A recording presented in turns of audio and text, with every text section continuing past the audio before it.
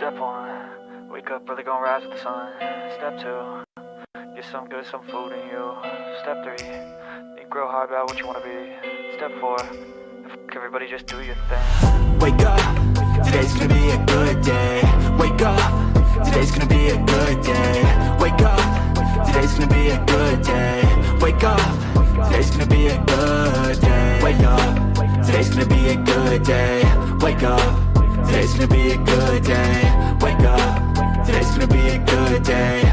Wake up, today's gonna be a good day. Yo, set your affirmations, aspirations.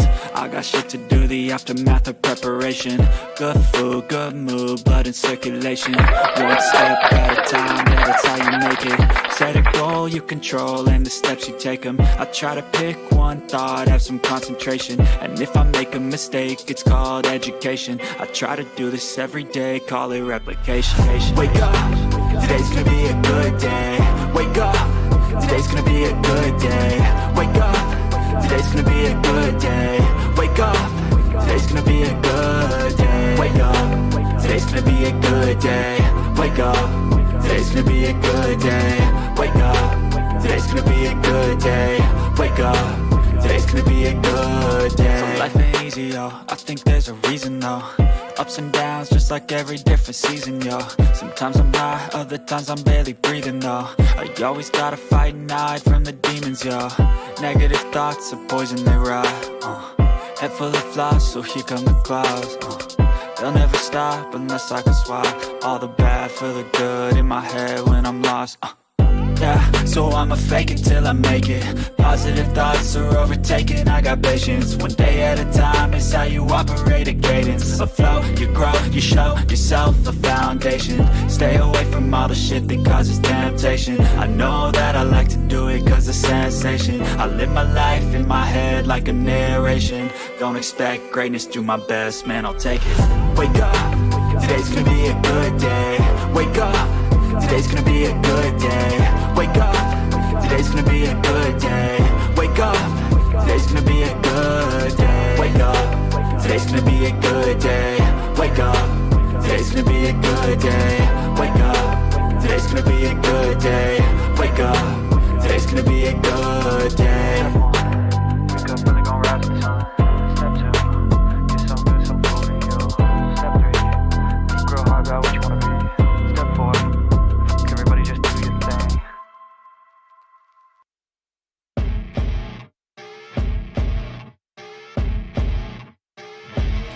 As you wake up in the morning, you want to find the latest, greatest information about criminal cases and have an intuitive conversation about the suspects associated with these cases. Head over to the Bullhorn Betty channel on YouTube.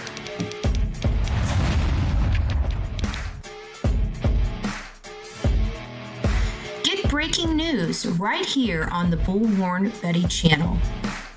Welcome to the Bullhorn Betty Coffee Club.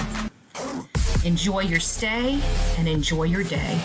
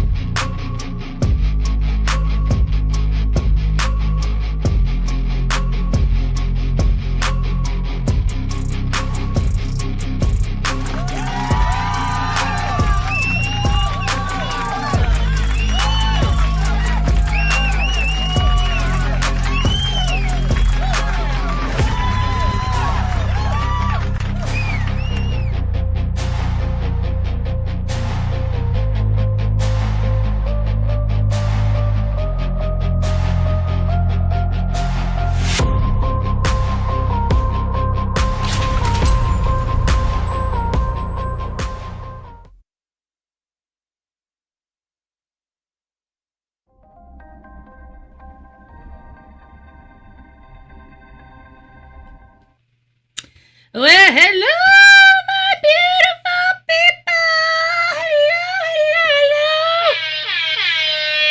Sorry, I'm a little, yeah, I don't even think I got all of my stuff. Hello, everyone. And then I realized I didn't even have my stuff hooked up here yet. Oh, yes, I do. Oh, Oh, good. I was thinking I didn't have my stuff hooked up and all this other stuff. Blah, blah, blah. Happy Manic Monday, folks. Happy Manic Monday. I was not here yesterday. I was going to do a call-in show in the afternoon after church for Samantha. I'm sorry about that, Samantha, if you're coming in or you see this. We're going to be doing it this afternoon around 4:30. We'll be doing a call-in show at 4:30. And Karen, the real Me Too, I'd like to make sure that you're number one on the call-in show. So for the first call, I'll most likely be calling out to you. It is nice to see everybody. I hope you guys had a wonderful weekend. We have been, kind of going back to the beginning of the case with Sebastian Wayne Drake Rogers. It's been very informative. A lot of stuff that we forgot about that is kind of, coming back to play and getting our cogs, moving again in the Sebastian Wayne Drake Rogers case. But it doesn't stop other crime news going on. So this is kind of our lower, our morning coffee club is something that we've been doing since the beginning of the show. So we're never going to kick it.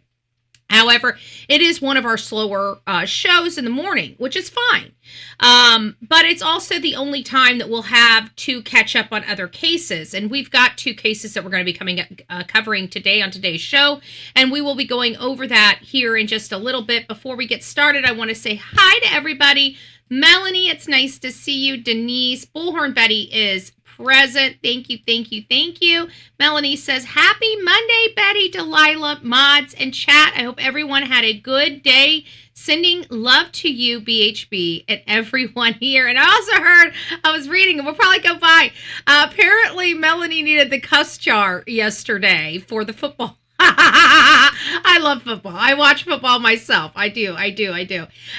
So, and that's for, on Saturdays, we do a lot of that as well, because it's college football. So, we usually have a football game on Saturday on one of the TVs over at Laura's house.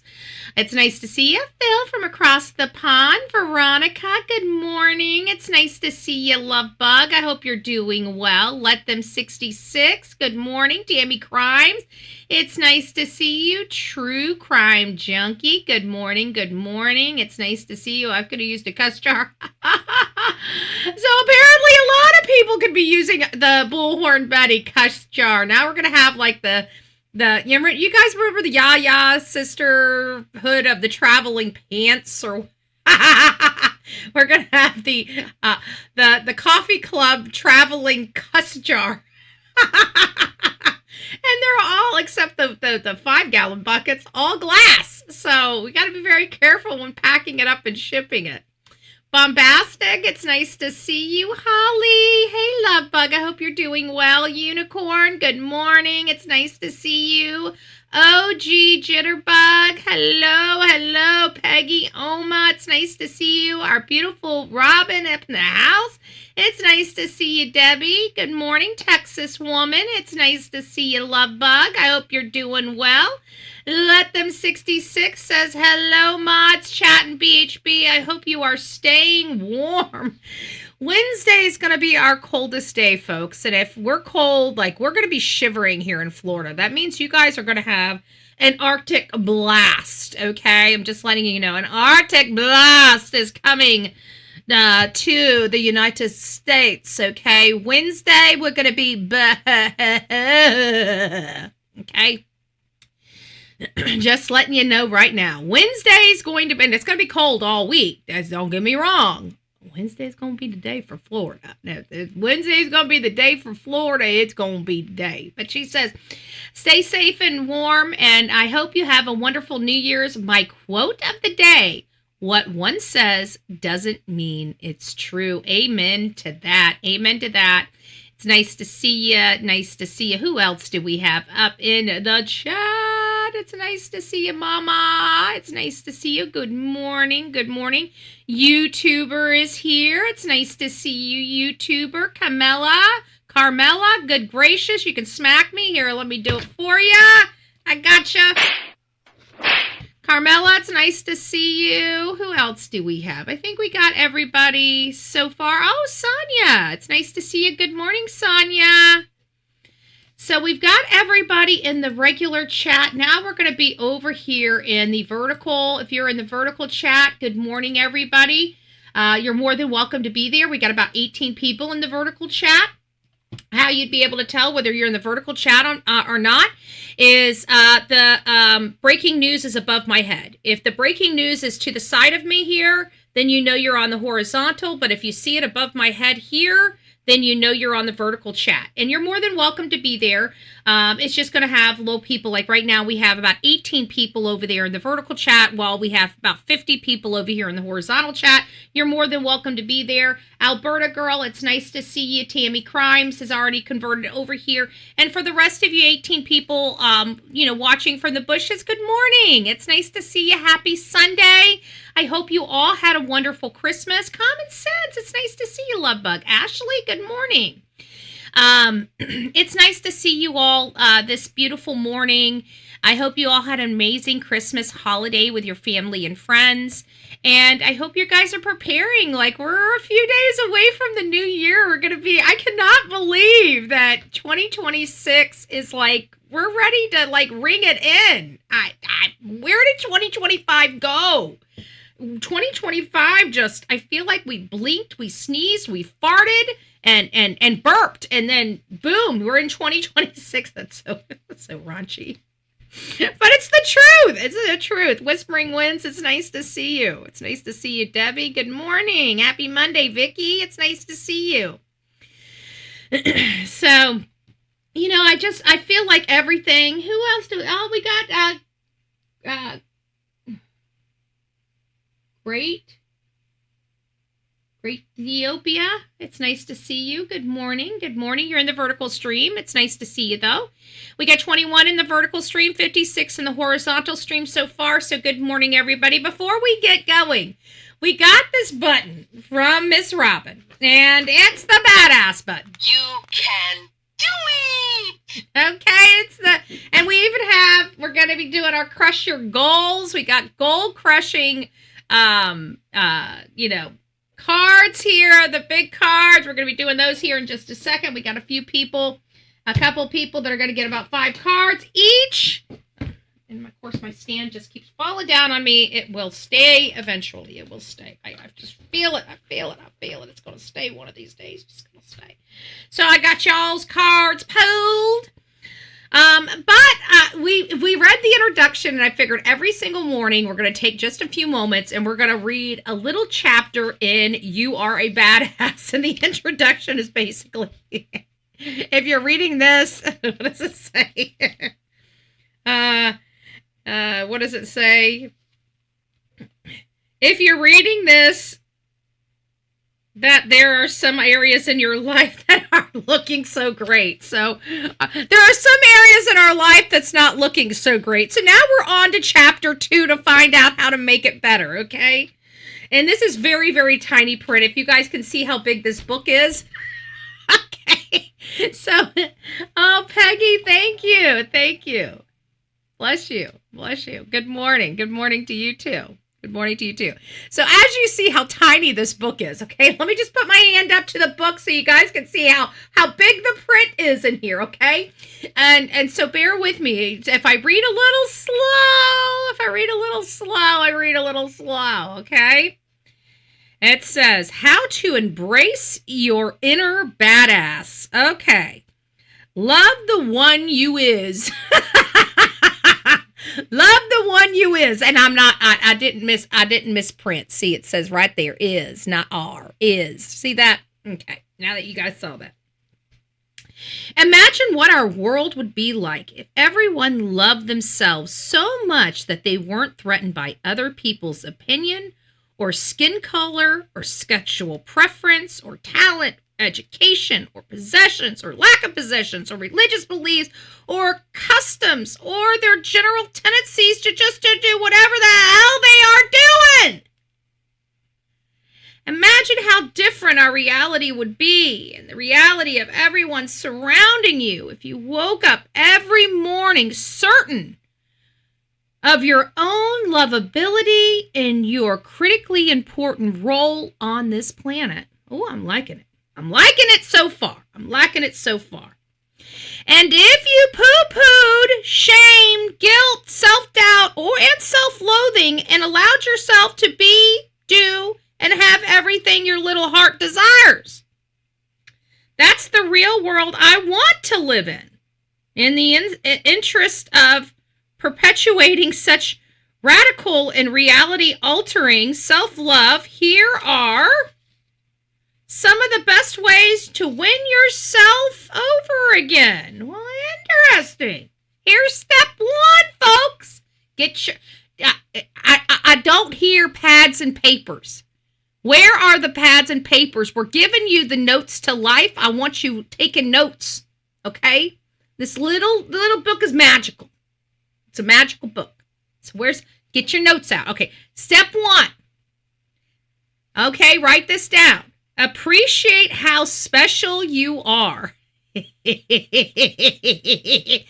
you're special. You're special.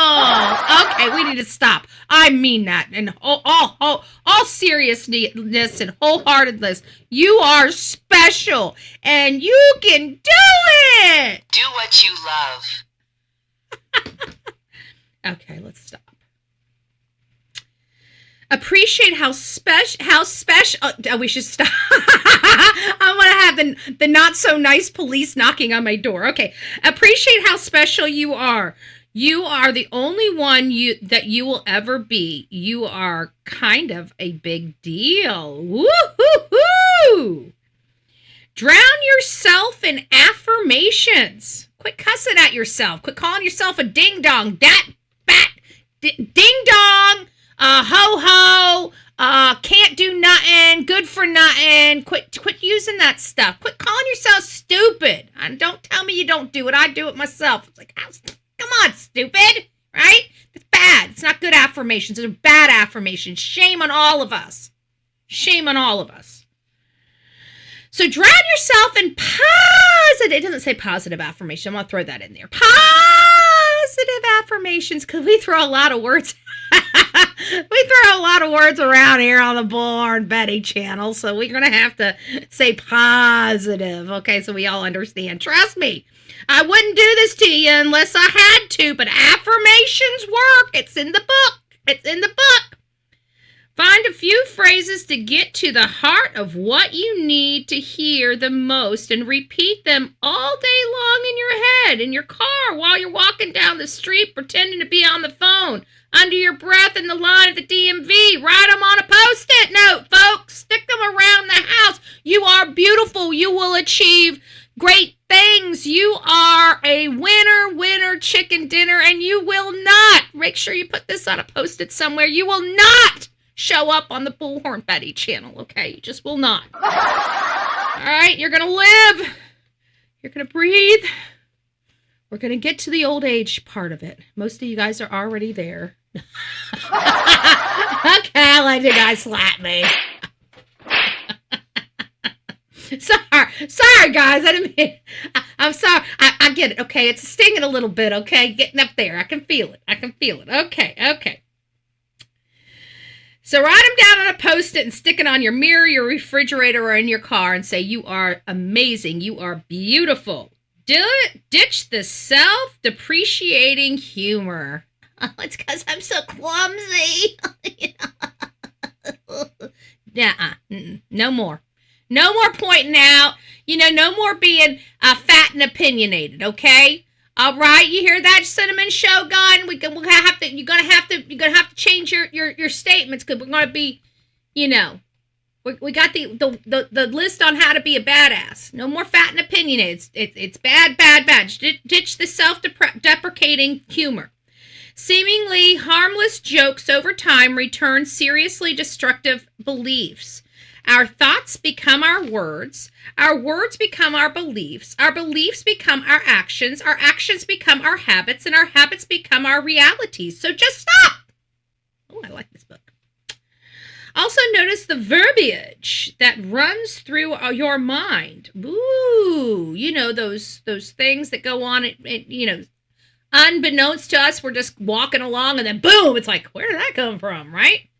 Yeah, those things. We got to start working on that too. So notice the verbiage that runs through your mind when you're being the most heinous to yourself, and come up with new and improved responses. For example, every time you look in the mirror, the first thing you thought is yikes, right? Now you're going to say, hey, gorgeous.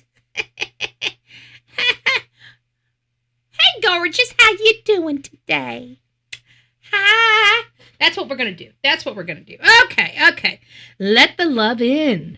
This is where we're all making mistakes, right? Because people just piss us off and we're like, we don't like humans. Where's the dogs, right? Where's the pets, right? We don't like humans. But you know what? I don't know how good that is. So every now and again, we're going to have to let some of that love shine on through. So receive compliments gracefully instead of countering them with a disclaimer such as, oh, this ratty old thing? Try this. Thank you. just try the simplest way. Just say thank you. Why, thank you. Thank you. Take care of your body too. Say nice things about your body. Dress up and take it out. Move it, stretch it, nourish it, hydrate it, pay attention to it. The better our bodies feel, the happier and more productive we are. Don't compare yourself to others. The hell are you comparing yourself to others? We are made uniquely in the vision of our Lord and Savior. Why are you comparing? What, you think you got it wrong? You didn't get it wrong. Don't waste your precious time giving one single crap about what everybody else thinks about you. What other people think about you has nothing to do with you and everything to do with them. Amen. You guys hear that, you hate channels? Do you hear that? Just making sure you guys hear that all the way in the back. All the way in the back. Has everything to do with y'all, not me. The only question you ever need to consider when making a decision about your life is, 1, is it something you want to do or have? Yes or no? And 2, is it going to take me in the direction I want to go? Or 3, is it going to screw over anybody in the process? Oh, that's a good one. Lots of people look at 1 and 2, but never look at number 3. Hey, JLR, that one's for you, boo-boo. Yeah, that's for you. Sure is. Being disappointed or your friends being outraged does not qualify as screwing someone over.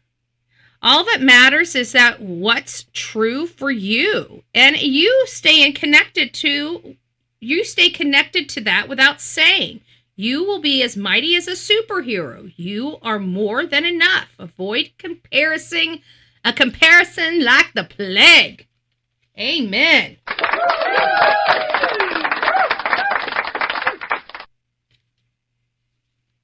Forgive yourself. Ooh, that's a good one. You have screwed up in the past. You will screw up again. That is for certain. That is certain for certain, right? Dragging around guilt and self-criticism is beyond unhealthy. That's why the hate channels always try to bring up your past, because they know it's an unhealthy place to be. And if they can get in your head, they can get in your head. So you don't let them get in your head. That's step 1. Okay, it's utterly pointless, not to mention boring. Guilt, shame, and self-criticism are some of the most destructive forces in your life, which is why forgiving yourself is one of the most powerful things you can do. You aren't a better person for feeling guilty or bad about yourself, just a sadder one. And we don't like sad people on here. We already got crap we're dealing with over here. And lastly, step 7 is a big old fat love yourself, because it's the holy grail of happiness. Without loving yourself, you go nowhere. Thank you. That's chapter 1. We're done with chapter 1. We'll come back tomorrow to learn chapter 2 about how to become a badass, okay? Badass in a small little yellow book, okay? We're doing this thing. We're doing this thing, okay? All I can say is it's totally fake news. It's just fake. It's fake. It's made up stuff.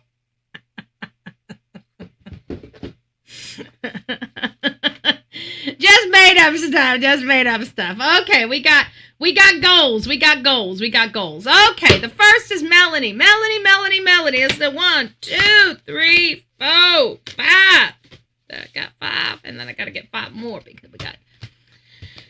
All right, Melanie, these are for you, and this is how to crush your goals. As you guys see, not self-deprecating, promotion, whatever you say, the good stuff, the positive. We're doing the positive stuff here on the Bullhorn Betty channel. If you're a negative Nancy, get the hell out of here. Get out of here. We don't want ya.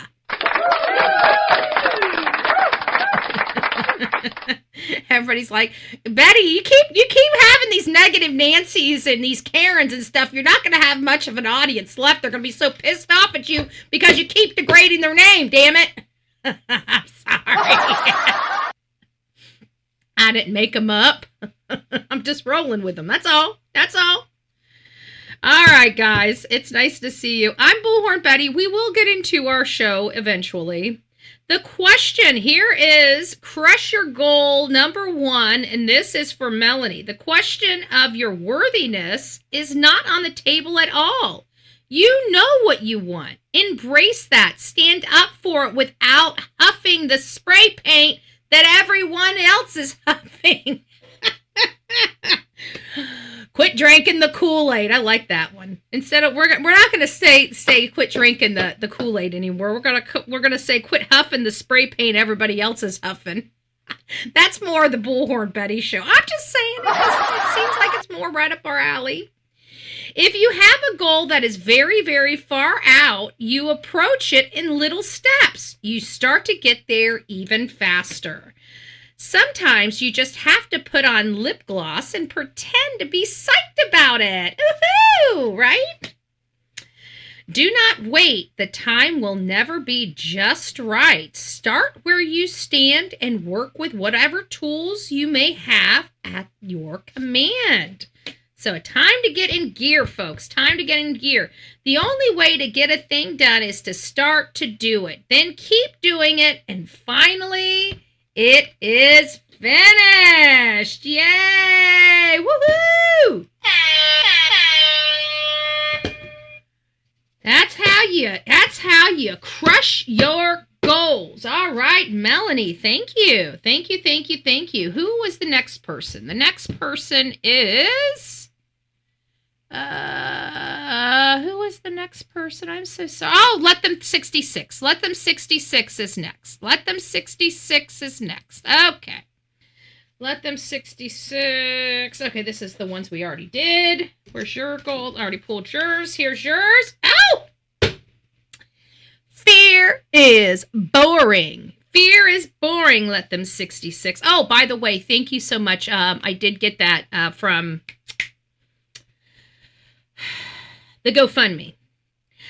Be strong, be fearless. Oh, I like this for you. Be strong, be fearless, be beautiful, and believe that anything is possible when you have the right people there to support you. Woo! I love that for you, Let Them 66. I have failed many times in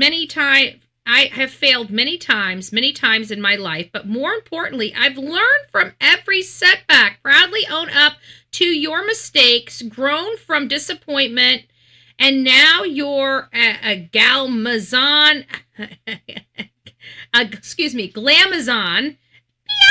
biatch, ready for the runway. Woohoo! The true and durable path into and through experience involves being true to your own solitude, true to your own secret knowledge. Be true to yourself. And lastly, I think this is one that everybody needs to learn. Baby steps, baby steps, baby steps.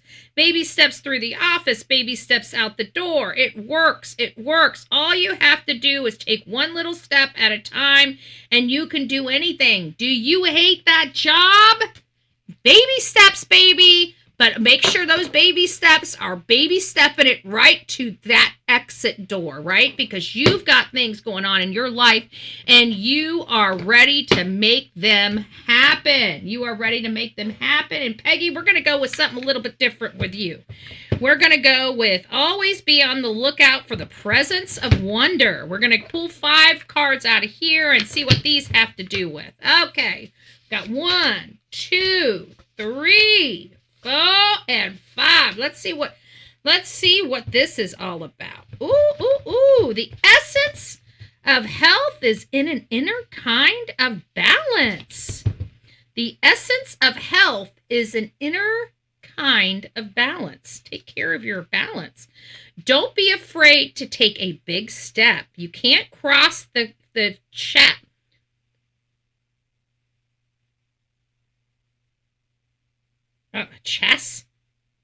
Chasm? Is that right? Chasm? Sorry, guys, I just screwed that up. Don't be afraid to take a big step. You can't cross the chasm in 2 small jumps. I don't know what a chasm is. I guess I'm going to have to look that up. Nobody can experience our lives for us. Ooh, that is true. Nobody can experience. Ooh, they have 2 things on the front of them. So no one can... Ooh, let me read these again. Hold on. Let me try it again. The essence is the health... the essence of health is an inner kind of balance. And then on the back side, it says, life will give you what you ask for of her. If only you ask long enough and plainly enough. Don't forget to ask. Don't be afraid to take a big step. You can't cross a chasm in two small jumps. Do your little bit of good where you are. It's those little bits of good that put together that overwhelm the world. Nobody can experience our lives for us and live as always. Now, life is always now. Good gracious, I can't read. It's when you are really living in the presence that you are living spiritually. And on the backside is as though no one can go back and make a brand new start. Anyone can start from now and make a brand new ending. I like that one. Look at that one. Look at that one. I like this one. I like that one. That one's badass right there. That one's badass. I like that one. Anytime you sincerely want to make a change, the first thing you must do is raise your standards. Oh, I like that. The beautiful thing about learning is that no one can take it away from you. I always tell you guys, learn, learn, learn. Happy Monday, guys. I think that was fun. I love it. Get information about some goals, get some good juju rolling in our blood this morning. It's a great day. It's a Monday. We're starting our Monday off amazingly. I love that. Thank you, Miss Robin, for all of that. That's you, babe. That's you, babe. And we're getting into the cussing calendar starting January 1st. So again, all of my it's not me doing it, it's the calendar. I just want to remind you, we're going to have to pray on the calendar, but I'm pretty sure it's not going to change it. It's already printed. It's in the black and white. I got it on the desk. We're going to be going over it. Anyways, guys, it is great for you guys to be here. Again, it's just a little opening, getting us, started off our week right. We all have a lot of stresses. Christmas is come and gone. All the stresses to have a beautiful Christmas. And I hope, hey, Nani, it's nice to see you.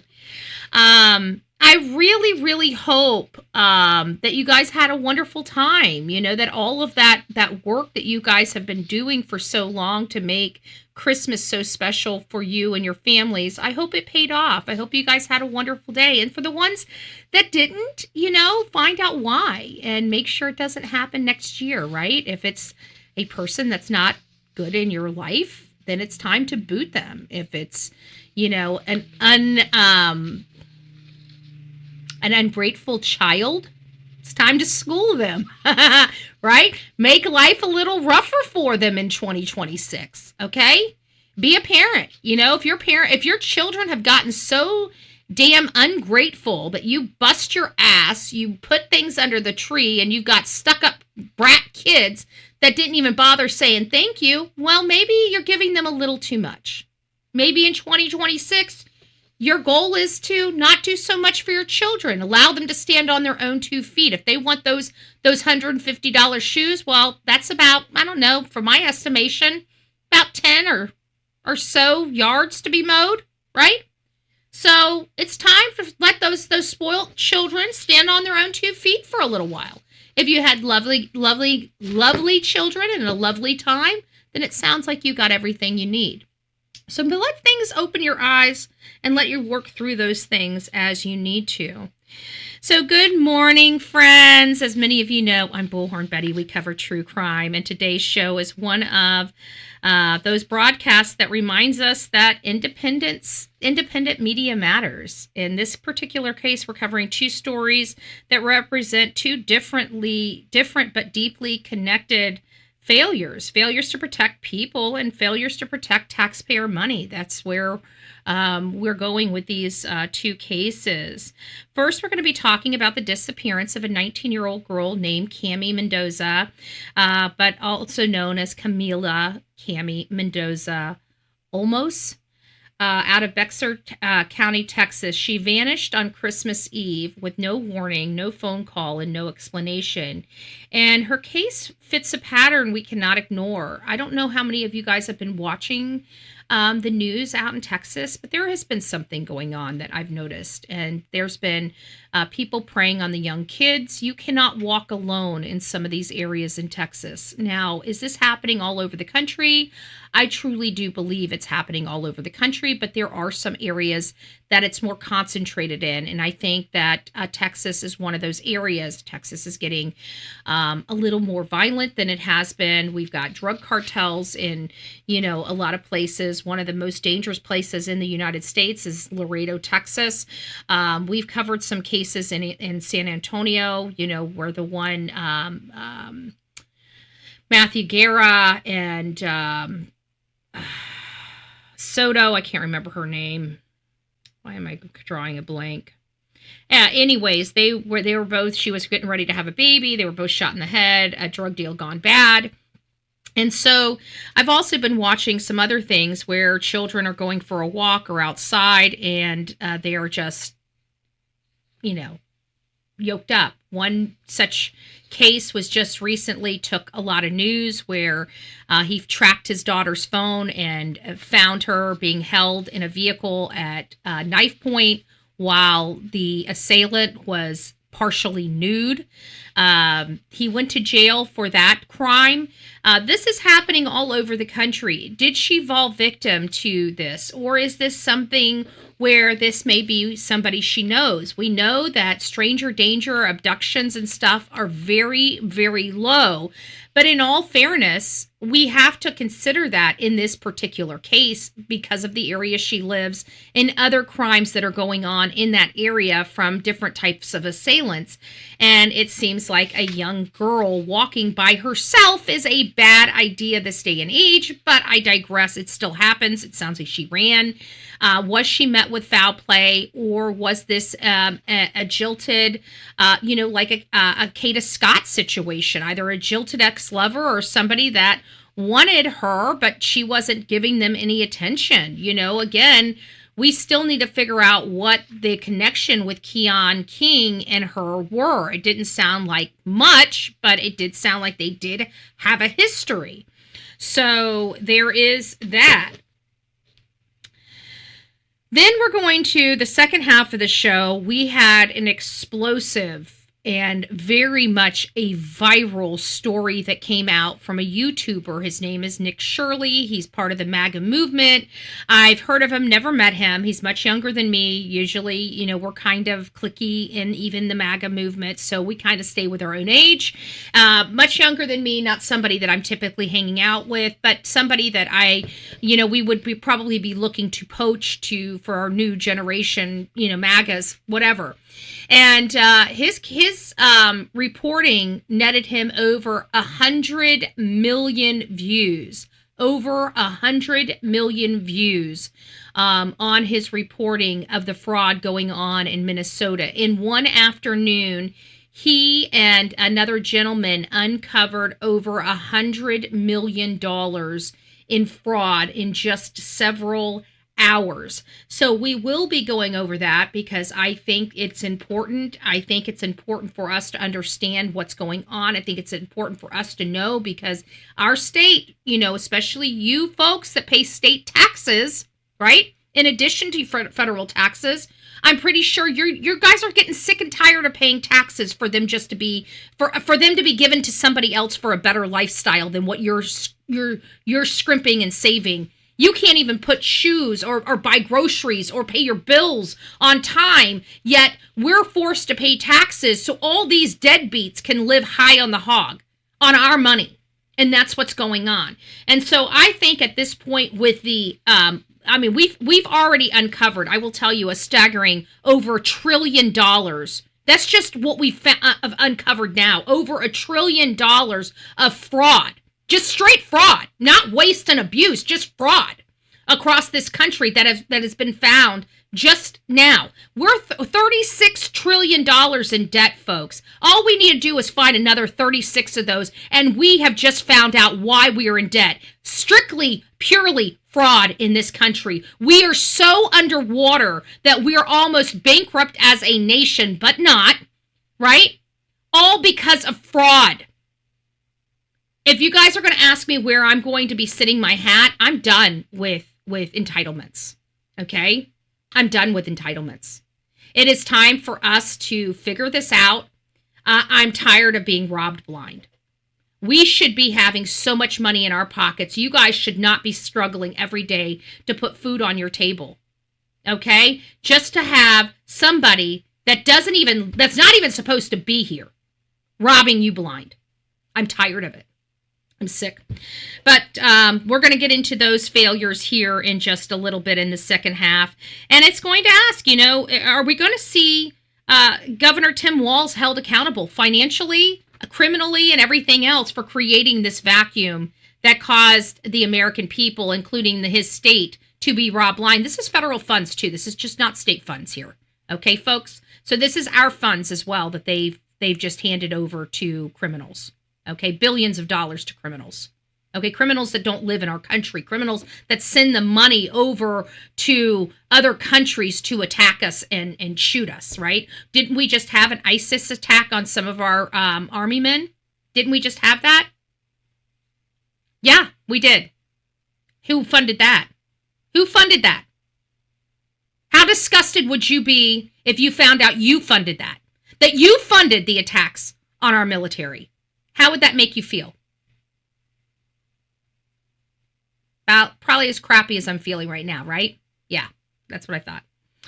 All right, guys, so we'll get into that in the second segment. But Camila Mendoza is 19 years old. She lives in northwest Bexar County, Texas. She disappeared in the early morning hours of Christmas Eve. Now, everybody says she goes out and runs and stuff like that. But then in this day and age with internets and us finding all these young ladies all over the country, right? We're finding them all over the country.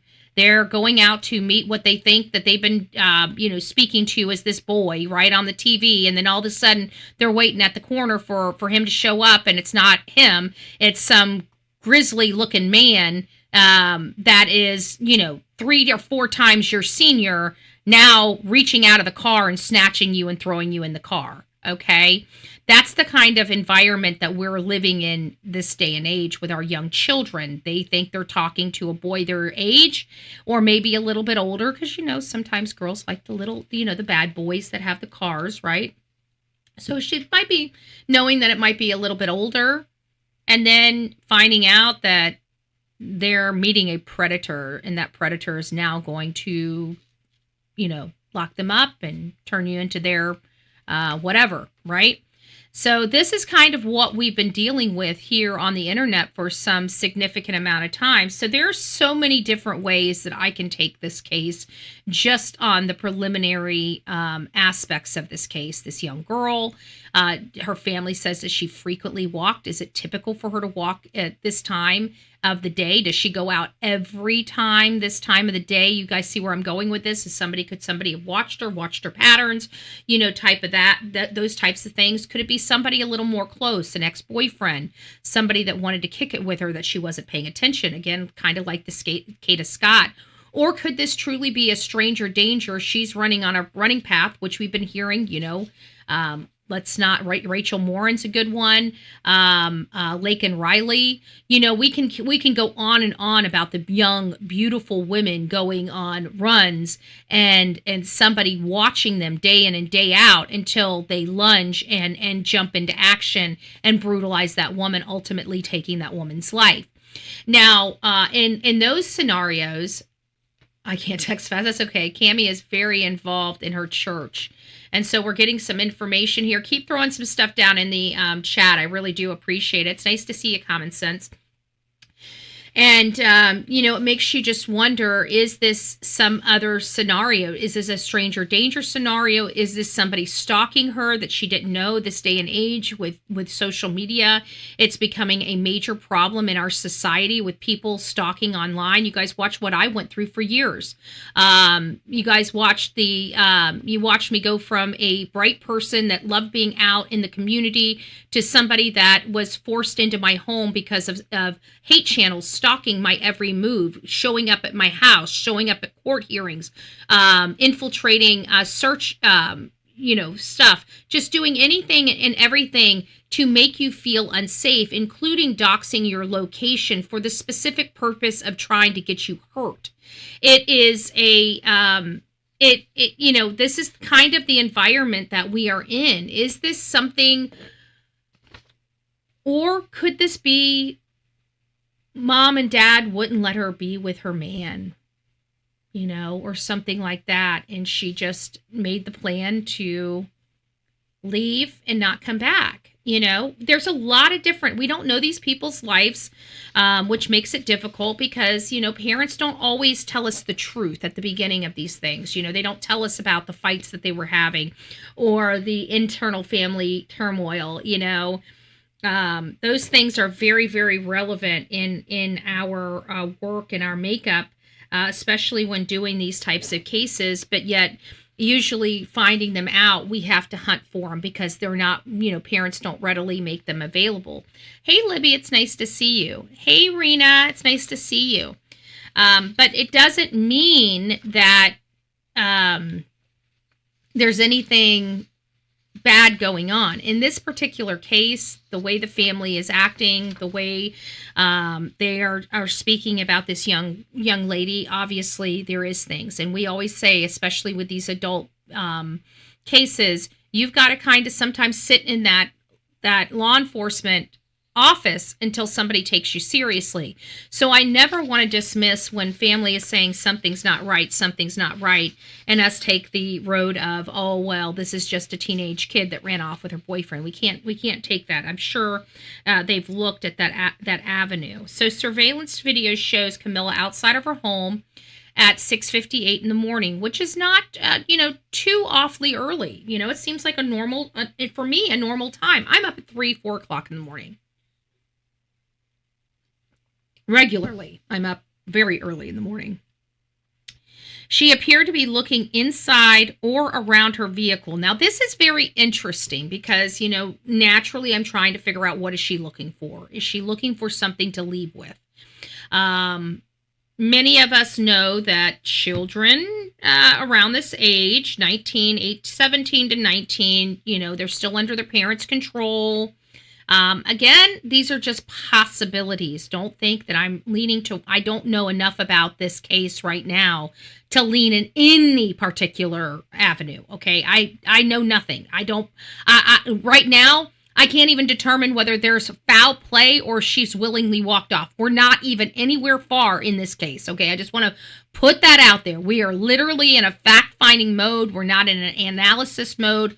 We're just trying to find as much information about this case as possible to help lend us an idea of what may have happened. So if you guys know information about this case and you'd like me to share it with me, please send it to bullhornbetty@gmail.com. I will put a caveat on that.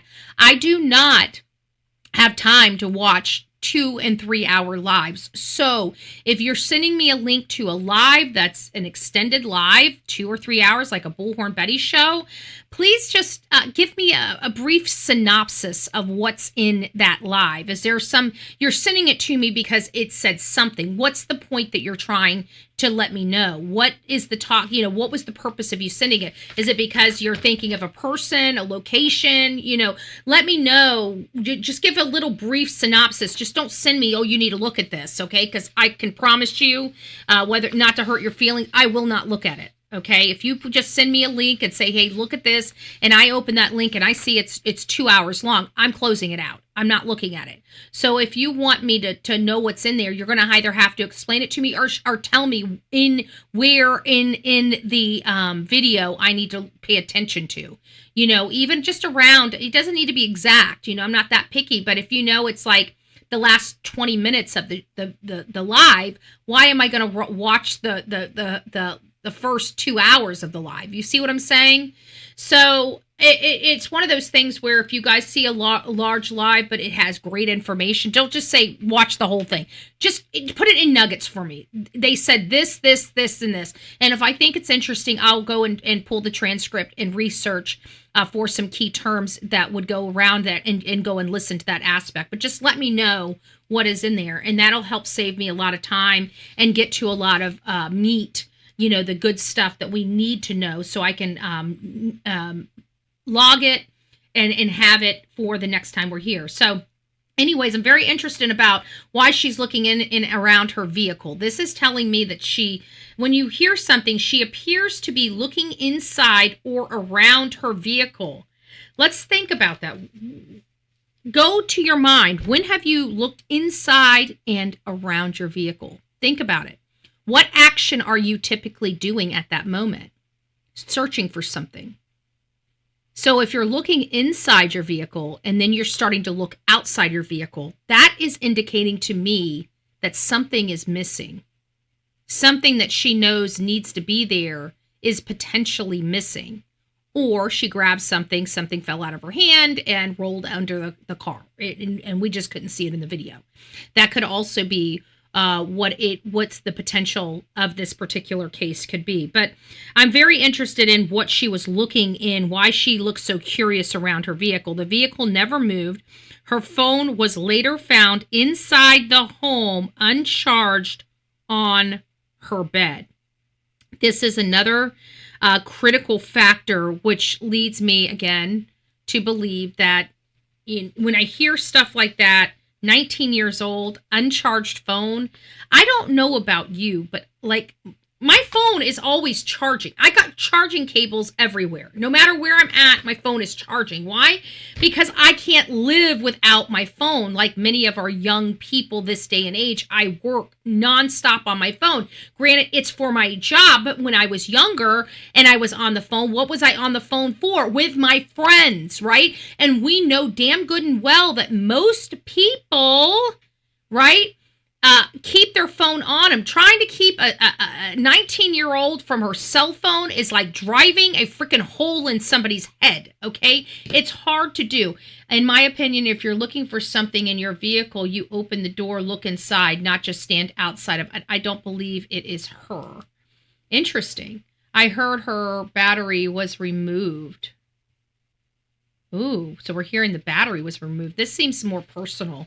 If that was the case, now we're starting to to see some things. We're going to have, if you guys hear of anything that I'm reading here, if you find the receipts to that, send it to bullhornbetty@gmail.com. Everybody always asks what my email address is. I have made it super simple for all of you. It's my name. You see my name above my head? It says Bullhorn Betty. You put those two words together and put an @gmail.com, and that's my email. It can't be any easier than that for you. bullhornbetty@gmail.com. Very simple, very easy. If you guys find receipts like Alcoholic, if you find where you heard that her battery was removed, even if it's rumored, I'd like to source where that came from so I can reach out to them to find out if they do have something that indicates, or a person that said it, or a family member that they might be. You see where I'm going with that? I don't know anyone who turns their phone off. Without charging it. Exactly. I don't understand this. 19 years old.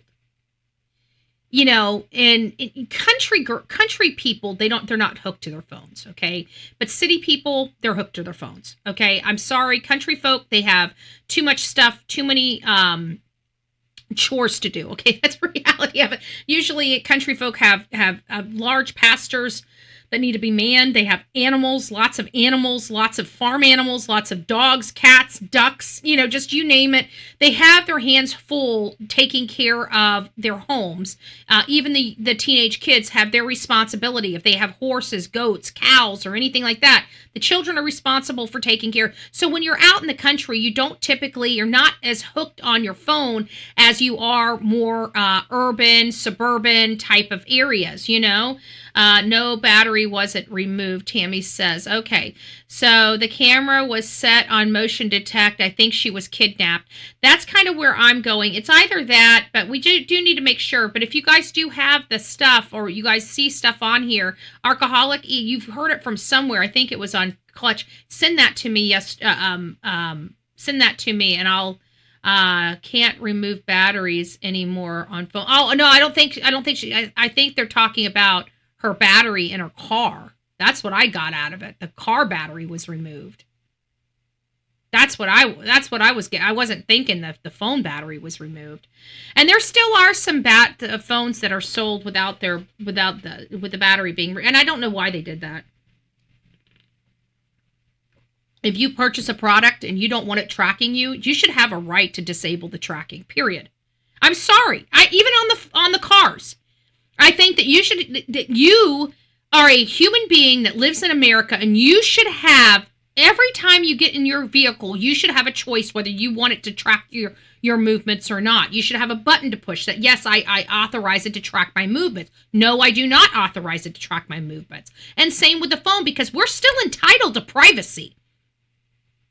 We're this whole thing where we have to give up our privacy in order to have, we shouldn't be forced. That's being forced down our throat by our government. Okay? Do you think Apple really gives a crap whether I can remove a phone or not? I'm sorry, I just don't believe that Apple really cares whether I can remove the phone or not, or whether I can turn this off,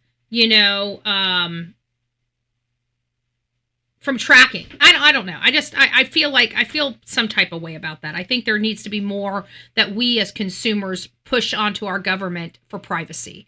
They have stripped us of our privacy. That's what they want to do. And I'm sorry, it's unconstitutional for them to keep doing it. And we need to start standing up as America and saying, no, we're tired of it. We need options here. We have a right to say no battery. We have a right to say no tracking on our phones, on our cars, on everything. We have our rights. And when we spend $50,000 on a freaking vehicle, we should have the right to choose whether we are being tracked by our vehicle or not. We should have that right. We should have a right to clear our data. We should have our rights. We should have our rights. I'm telling you, you guys, if we don't start coming, we're never going to have privacy again. Do you really want your government knowing when you have your women's cycle? Because it's going to be just like that in a few years if we don't do something about it. It's going to be just like that in a few years. Somebody's going to start knocking on your door wondering why you ain't having children by the age of 20. We need to start having some children. You're not having children. Do you need to go to the doctor? We're having cycle issues. I'm sorry. I gotta be disgusting like that because I want it to sink in. Okay, I want it to sink in. She was said to have last been seen wearing shorts, white shoes. The still pic of the person outside of her car is clearly wearing a long pants, a jacket, black shoes with white soles, in my opinion. Interesting, YouTuber. All right, well, let's get through this. Let me get through here. Let me get through my thing, and let's get some stuff pulled up here. So the surveillance footage shows Camila outside of her car, which, obviously is in question. We've had some people question whether it's her or not. Outside of her home at 6:58, she appeared to be looking around her vehicle. The vehicle never moved. Her phone was later found inside the home, uncharged on her bed. Typically, when I hear stuff like that, I think it's a runaway. I'm sorry, but that's just the first thing that comes to my mind when I hear a phone's uncharged, unplugged, and everything, and laying on the bed, untracked, when she willingly left her home. You see what I'm saying? I've got a problem with that. We hear this all the time. So it's possible she's still abducted. It could have been somebody that was on the computer that told her to leave her phone behind. That detail matters. People do not voluntarily leave their home on Christmas Eve on foot without their phone, without telling anyone, without shoes appropriate for a long travel, and without money unless something has gone very wrong. So it's still giving me a vibe that she willingly left, and they're talking about walks and stuff like that. How do we know that she wasn't meeting somebody on these things, especially parents aren't looking out? Law enforcement issued a clear alert. Remember I told you guys, this is the alert that was not issued for Melody Buzzard. One of the reasons why I really thought that the case was hocus pocus to begin with, because they weren't following their protocols in California. This one is. So they've issued a clear alert, which is basically that endangered person alert that they did not issue for Melody Buzzard. Again. Law enforcement issued a clear alert, meaning authorities believe she may be in danger. So early in the morning, Camila is seen on surveillance footage. No evidence that she entered another vehicle. So whatever the video camera shows, it just shows her walking off. No evidence that she took any personal belongings. Later that morning, see, it's another thing. I don't know if I've ever went walking, jogging, running, or anything without my phone. I even have a little thing that straps the phone to my arm so I can be listening to music while I'm exercising. So again, I have a lot of questions with this, and I know we're immediately going to suspicion, and we should, but I feel like she might have voluntarily walked into whatever issue she's dealing with right now, unfortunately. Which we see happen a lot, okay?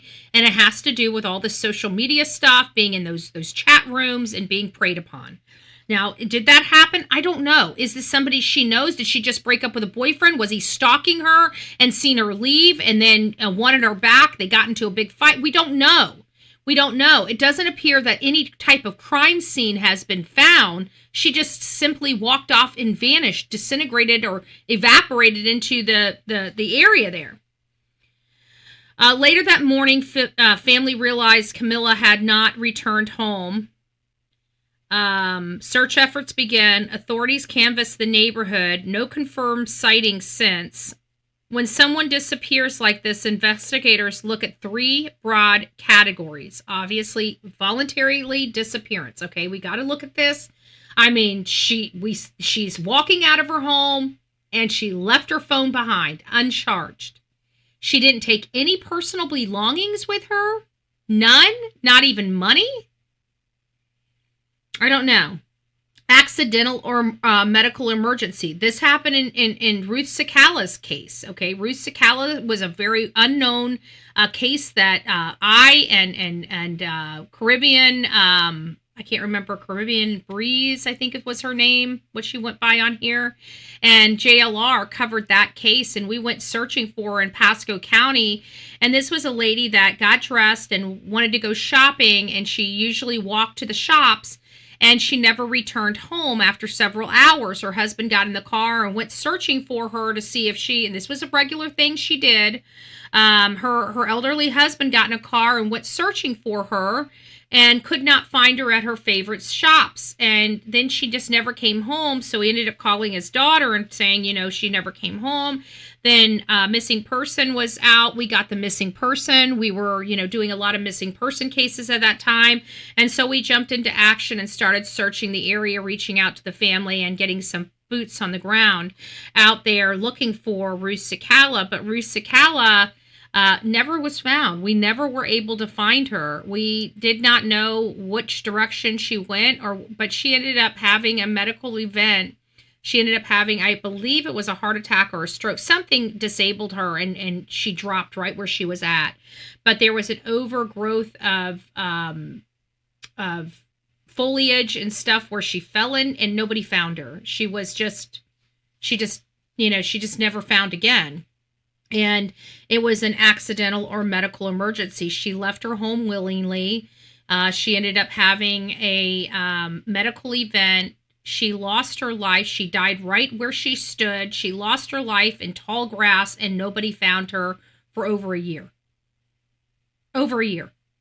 And she was literally right out there basically in the open. It was all natural. There was no foul play, no nothing like that. And it still took well over a year to find Ruth Sakala. And then of course the third is the criminal involvement. So is there something at play here? Guys, we cannot take away how beautiful this young lady is. Okay. And beauty does matter. Whether you like to hear that or not, it does matter. It matters in abductions. It matters in HT. It matters in ST. It matters. Okay. It matters. When they have a beautiful young girl, it matters. Money wise, monetarily wise, everything in the black market, it matters. She was gorgeous. She was petite. She was small. She's easily to be, overtaken. Again, very concerning, but I kind of feel this was willingly or abducted, one or the other, where she willingly left to meet somebody, that person abducted her, and, she's probably no longer here or in a freaking basement locked up somewhere. It's getting that crazy here in America. I'm not trying to be facetious, but, it is getting kind of crazy here in America, okay? But there is the other possibility of her, going for her morning walk like she normally does. And somebody like that one girl walking her dog, where her dad ended up searching her phone and came and saved his daughter because he knew she shouldn't be anywhere she wasn't. He tracked her phone and found a guy trying to R his daughter, nude from the waist down with a knife. It's just, this world's getting crazier and crazier, but that's the kind of people that we're dealing with in this country right now. Okay. Until we get them out of here, these are the types of people we're dealing with in this country right now. And we've got young, beautiful girls walking down the road, and these people in their country and their places that they live just take what they want. Okay. Now that may be the case, but it also, again, just may be a deranged lunatic here in America that just saw her. But I think in my experience, I think in all of our experiences, this is gonna end up being something where this is somebody she knows. And we can say conclusively 90% of the cases, anybody that's disappeared or missing typically knows who the person is that did that to them. Okay. So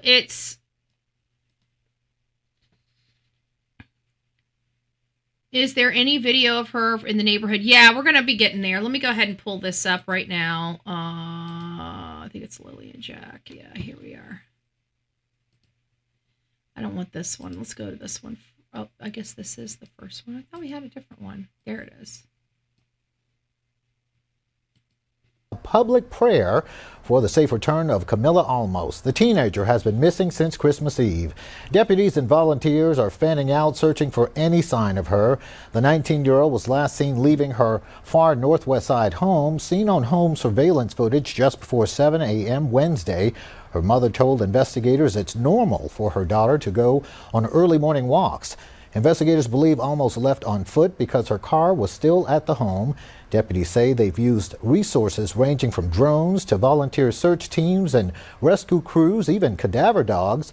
But tonight, they're no closer to finding the missing teen. News 4 San Antonio's Phil Sterling has been... I don't like this. I don't like how this is working. And not only that, she's been gone entirely too long for me to be comfortable with how this is progressing. But hey, Deborah, it's nice to see you, love. I hope you're doing well. Pebbles, it's nice to see you. Guys, just to let you know, for the mods, we will be in the mod crew website or Facebook group, because we're going to be pulling as much information on this case. If you guys want to start pulling stuff and throwing it in there, that would be great. But we'll be there later this afternoon. We're going to be going back and forth between this case and Sebastian Rogers over the next, over this next week. And see, yeah, this is not looking good at all. But I'm still not convinced this is stranger danger. Something's not. She's beautiful. She's 19. She does these walks every day. There's just a lot of things that I'm hearing that I'm not liking. When you have, the problem is this in this day and age, when you have a schedule and your schedule is wildly known or well known, I don't know if I should say sets you up for failure. I think that's the wrong word to use, but it makes it easy when somebody wants to do bad things to you, right? Like, I mean, you guys know for just look at, you guys have experience in that as well. Look at my lifestyle, okay? Look at the stuff that went on here. We had to get to a point where we could barely tell people where we were or what we were doing out there, because we had so many people stalking us and trying to harm us, literally harm us out there in the field. And these are people that we knew about. What about the ones that we didn't know about? So when you have a schedule or people know your routine, you do become prey in part, even if you're not a Bullhorn Betty and you're just a normal person. So you have to remember that. If you're going through relationship difficulties, you're breaking up with people, start changing your routine slightly, just as preventative. It may not be anything important, but you never know. It might save your life one day. There's a lot of creeps outside, never know. Exactly, Pebbles. This is just, this is bothering me a little bit. So, in Texas, there's an overwhelming majority of SA victims that are female, a significant percentage under the age of 25. Most know their attackers, though. In missing person cases involving young women, boyfriends or romantic partners are often examined first, and we do the same thing here. We look at those romantic partners, and then of course the friends and acquaintances, because there's also, like in the stuff with Kata Scott, it seems like that Keon King was an acquaintance, for lack of better terms. They knew each other, but it doesn't seem like they were dating. But I digress. But they are typically friends or acquaintance, are statistically more likely suspects than a stranger. We know that stranger dangers are, they're becoming a little more common this day and age because of the internet, but still not necessarily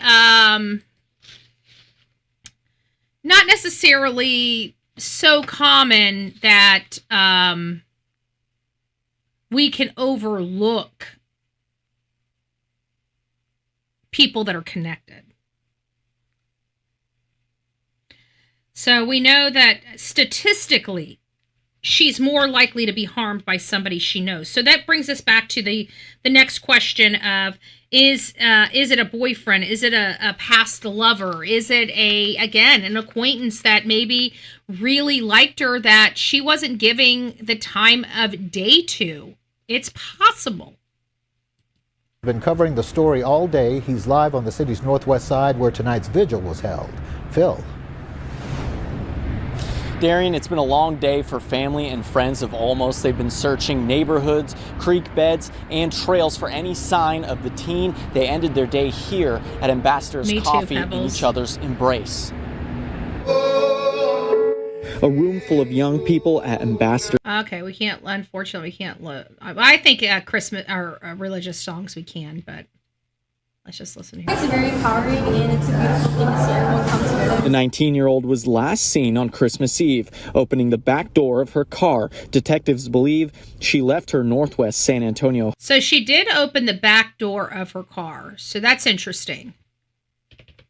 It's a beautiful thing to see everyone come together. The 19-year-old was last seen on Christmas Eve, opening the back door of her car. Detectives believe she left her Northwest San Antonio home on foot. We live not too far from where she lives, and we've seen people, walking in the woods, and everyone's looking for her. So there's woods. That's again not things I like hearing, right? We don't like woods. We know that it was a wooded area for Lake and Riley. We know it was a wooded backdrop for Rachel Morin. Again, and the reason why I'm bringing these up, because these are also two women that took to jogging or walking or being out in the wilderness as part of their daily or lifestyle routine. And so we're hearing that this is a lifestyle routine for Camila or Cami, and we want to make sure that that we look at all avenues, and now we have a wooded area. I don't like this. Wherever you go. This morning, a volunteer group of around 120 people spread out, searching. Oh, I just want to show you. Sumner County, you see all these people here? Sumner County? Are you listening, Sumner County? Are you listening, Sumner County? Because it seems like some other places can handle and manage searchers and groups without making it a crime to go out and search for your loved one. I just want to make sure that Sumner County sees how it's done, because it seems like their heads are so far up their own rear ends, they don't know how to do real policing anymore. They know how to control. They only want to control, not actually solve. So here's the difference between Tennessee and California, which is just crazy for me to say. Look at California. Look at them pulling together and getting people out there. And then you go over to Sumner County and you got crickets. Oh, here, let me show you what you got over in Sumner County.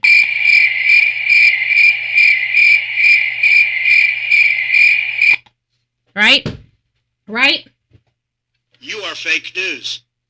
Just saying, Sumner County.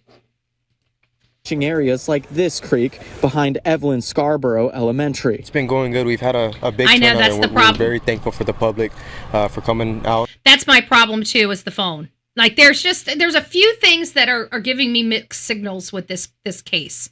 And the phone by far has to be one of them, because again, I don't know many people that don't run or walk or keep their phone on them when they're out. Okay, I'm pretty confident Lake and Riley had her phone on her. I'm pretty confident that Rachel Morin had her phone on her. But again, because like I said, I have a strap for mine. Even when I'm out in the field, I can strap my phone up. Or when I'm out running or jogging or whatever the case may be, I've got a strap for my arm. Because I have things that go into my ear like these, so I can listen to music to help keep up, my pace and stuff like that. Especially a 19-year-old, that's the problem I'm having. So I'm getting a lot of mixed signals with this case, and it has to do with the phone. It has to do with her opening up the back door. What was she getting out of the back seat? It didn't sound like she took anything with her. So what was the purpose of that? I'm just. I've got some questions. No phone. Yeah, and it's the phone. But that's where I'm getting the mixed signals from, is the phone, because typically when you have a child that leaves a phone behind, and especially one that's dead and left behind, and they leave their car behind, and they leave their keys and their money behind, typically you're dealing with somebody that's wanting to get out of Dodge, that's intentionally wanting to leave and not come back. And again, it makes you want to know, this is kind of where the angles go. There's several possible possibilities that we must consider, acquaintance involvement. Again, we're going to look at a boyfriend, a past lover, a past boyfriend, acquaintances, coercion or grooming. This is kind of where I'm at, today in today's society with social media. We've been hearing on Roblox and, even Instagram, Telegram, and other places where they're setting up opportunities for these predators to, find individuals and start working on them. And that is that definition of that activity is what is labeled as grooming. And is that a possibility in here?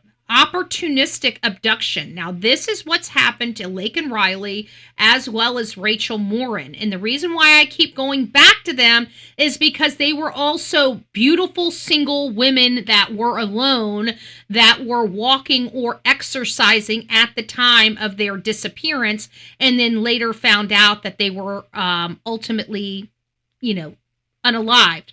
My problem here is that both of those people, Laken as well as Rachel, were found in the area in which they were attacked. Okay?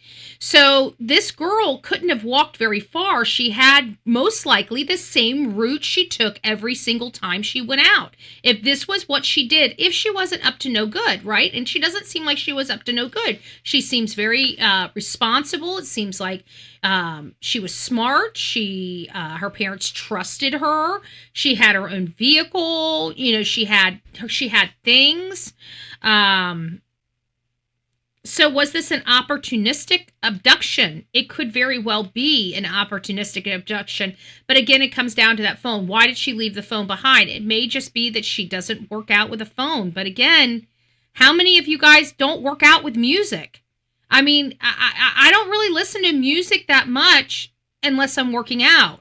Then I've got to have the beat. I got to have the poppin' music. I do the hits where you're, the high intensity interval training. I don't know if you guys have ever had that. It's like where you're kind of you're working out just kind of strength, and then you hit it really hard for like a minute and 30 seconds, and then you reduce your heart rate, and then you hit it hard for a minute and 30 seconds, then you reduce your heart rate.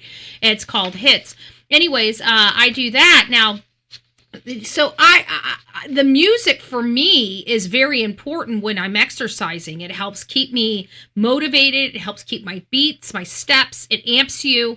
So that phone being left behind, in my opinion, is giving me mixed signals. Faye's saying maybe a boyfriend.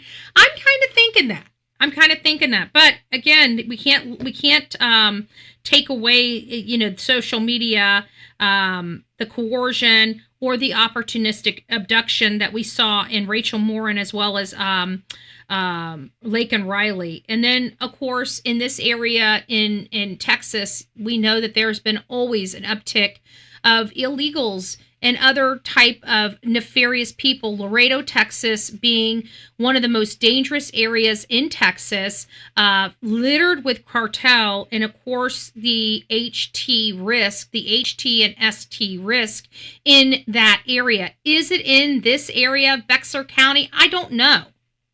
Okay?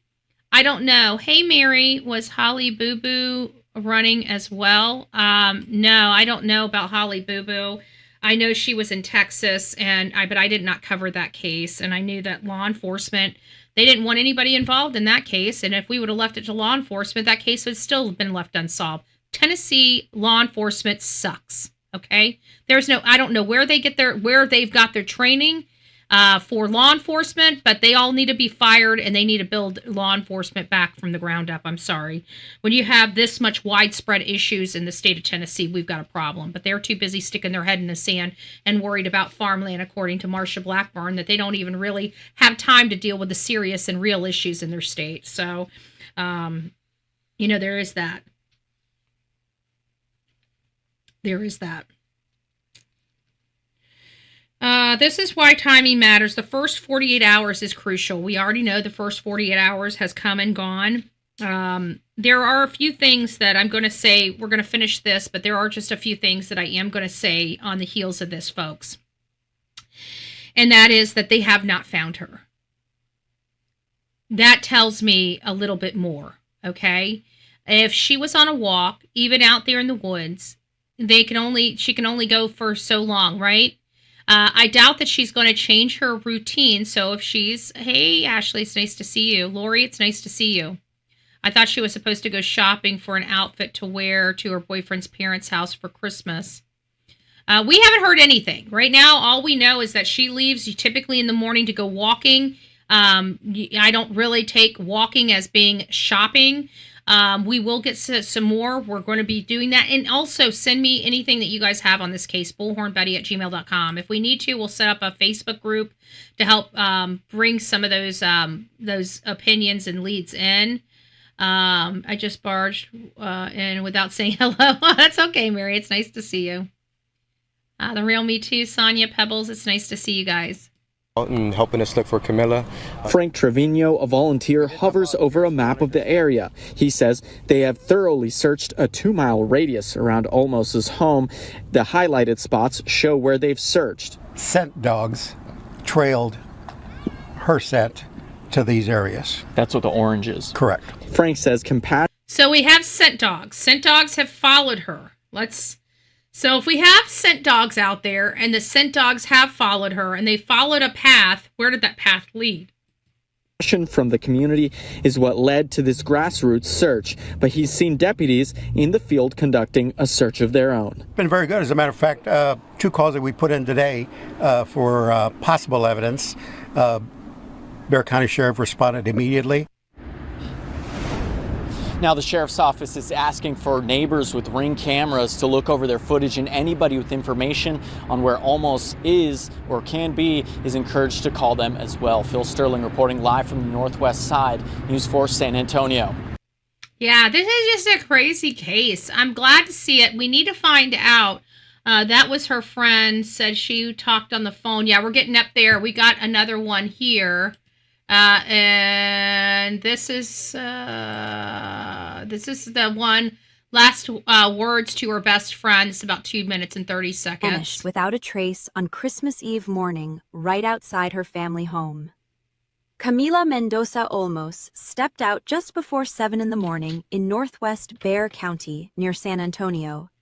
Surveillance video captured her rummaging through her car in baby blue pajama shorts, a black hoodie, and white shoes before the footage suddenly ends.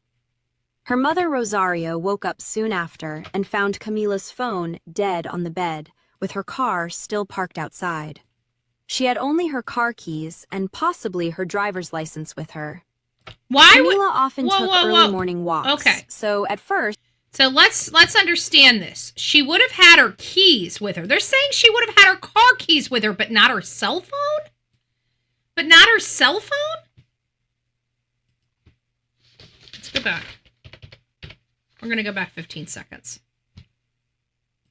Woke up soon after and found Camila's phone dead on the bed, with her car still parked outside. She had only her car keys and possibly her driver's license with her. Camila often took early morning walks, so at first, no one panicked. But when hours passed without any word, alarms set in. Family called authorities, who arrived quickly with scent tracking dogs, yet turned up no trail. A clear alert went out, classifying her as possibly endangered, meaning she could face serious harm. Camila studies business at Northwest Vista Community College and lives a quiet life full of love, according to those closest to her. The day before she excitedly planned to go dress shopping with her childhood best friend, Camila Estrella, for a special family event. Their last phone call ended with heartfelt goodbyes and I love yous, words now echoing painfully. Friends describe her as someone overflowing with kindness, who stayed in touch daily. Her Aunt Nancy insists this disappearance feels completely out of character, saying the holiday turned into a nightmare as relatives rushed back from trips to join searches.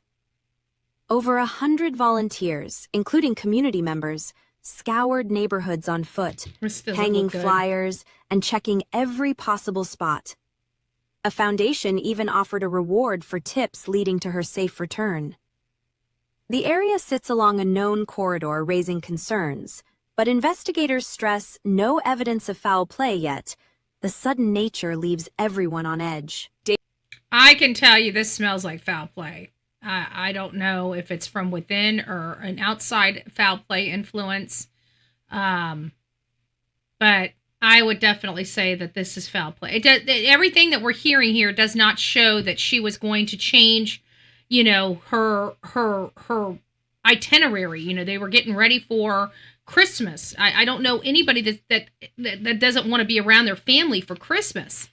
You know, everything being the same.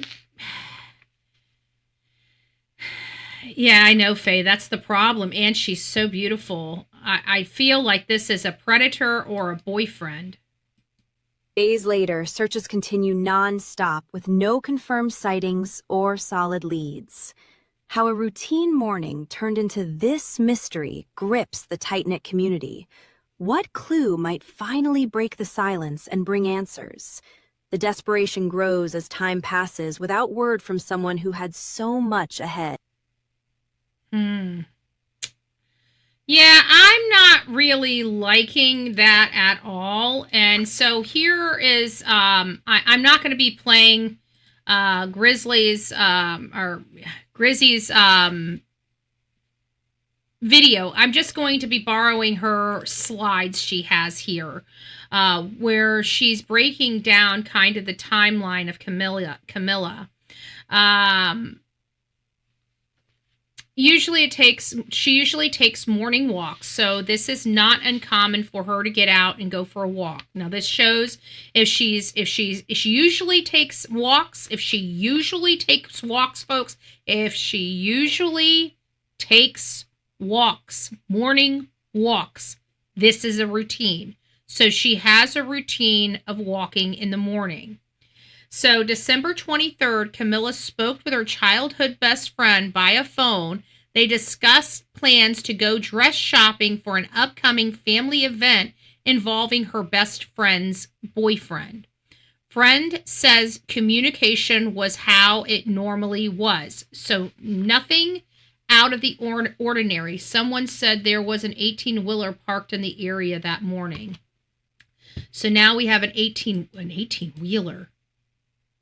That's a semi. Oh my gosh. You guys have no idea. Well, my audience does. I don't, Lamira, I'm sorry. Hopefully I spelled your name right or pronunciated your name right. We've been talking about this because I truly believe there is serial unalivers that are at least one or two that use semis. That freaks me out. Did the ex-boyfriend know she was going to meet new boyfriend's parents? It wasn't her boyfriend. It was her best friend. Sounds like her best friend's boyfriend. Let's go back and read that. Hold on. It says, Camila spoke with her childhood best friend via phone. They discussed plans to go dress shopping for an upcoming family event involving her best friend's boyfriend. So this was an event for her best friend and her best friend's boyfriend, not her boyfriend. So we haven't heard about her boyfriend yet. And that's always my very first question is, who was she dating? Who was she speaking to? They do have the phone. That's a good thing. That's a source of great information. But this 18-wheeler is very concerning as well. Can't even go for a walk and it's getting to the point where it's sad. That's why we just need everybody out. I'm sorry. We need everybody out of here. Okay, if you're not an American citizen, you've got to go. Okay, visas, H-1B, whatever the crap. Everybody's got to go. Like I'm just like get everybody the hell out of here. Let's figure out what's going on with just the American people. Find out who the problems are here, and then bring people back if we so choose. But at this point, I just want everybody like people are just popping up missing. Okay, yes, it was a neighbor who was in the area jogging. I can't recall which panel. Okay. I want to say it was Grizz. Okay. Well, Well, I'm definitely going to watch this. I haven't watched it, and so until I do, I'm just going to borrow her timeline. So we've got the 24th. It says Camila is asleep in bed with her mother, Rosario, at their home. Let's just see if I can get this to... because she's got something there. Okay, so it's at their home. Rosario felt Camila get out of bed and assumed she was preparing for her routine morning walk around the neighborhood. So she has a routine of walking around the neighborhood in the morning. So her mother was aware of this routine. This was something that she did regularly. Hey, Stephanie, it's nice to see you. So this is, it's hard because this is where, you know, okay, there we go. So at 6:58, Camila was last seen on her neighbor's Ring camera. She was standing outside of her vehicle, which had lights on and seemed to be searching for something in the back of the vehicle. The footage ended shortly thereafter, and authorities believe she departed on foot. Her vehicle remained parked at the residence, and her cell phone was left powered off in her bedroom. See, I don't like that. I don't like the powered off phone. Okay, this is where I'm getting the mixed signals, because it seems like she intentionally walked. You know, when you have a 19-year-old that turns off their phone, I'm sorry, it doesn't seem natural to me. Okay, I'm sorry, it just doesn't. Yeah, we all know how teenagers are. They can't live without their phones, let alone powering it off, let alone letting it die. It's hard for me to wrap my head around that aspect of it. But it was powered off in her bedroom, and she is believed to have taken only her car keys and possibly her driver's license. Again, not liking any of that. That doesn't seem, you know, walking. It doesn't seem normal for me. So December, by 9 a.m., her mother became concerned when Camila had not returned from her walk. She found her powered off phone in her room, which she said was very unusual. Okay? It's very unusual. This is where I'm having problems. I'm getting mixed signals on this case that she may have willingly walked off all on her own. So if we find out that to be the case, I mean, don't be shocked about that. I mean, we have a 19-year-old girl that has a powered off cell phone on her bed. Those two things don't go together logically, because you're never going to have a 19-year-old person that's on their phone turn their phone off. Okay? So that's my first concern. I'm getting mixed signal, and it comes down, and I can specifically tell you why I'm getting mixed signals. It's coming directly down to the cell phone. Did she wear a smartwatch? That's a great question.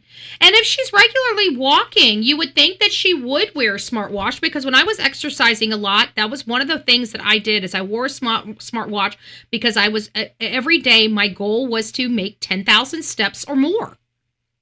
Maybe I need to get back to that, especially with my eggnog addiction. Yes, this is not a coffee cup, so to speak. This is my coffee cup.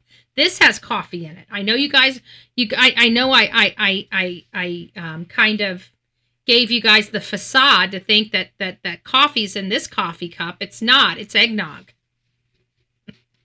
I've had an eggnog addiction, and I've gained 10 or 15 pounds this season, which I didn't even gain. I didn't gain 1 pound last year. This year I gained like 10 or 15. I don't even want to know how much I gained. We're just going to lose it after eggnog season's over, of course. Just saying, the facade, right? The facade, right? We got to remember the facade. But it's the phone. I don't know any 19-year-old girl that's going to turn off her damn phone, okay?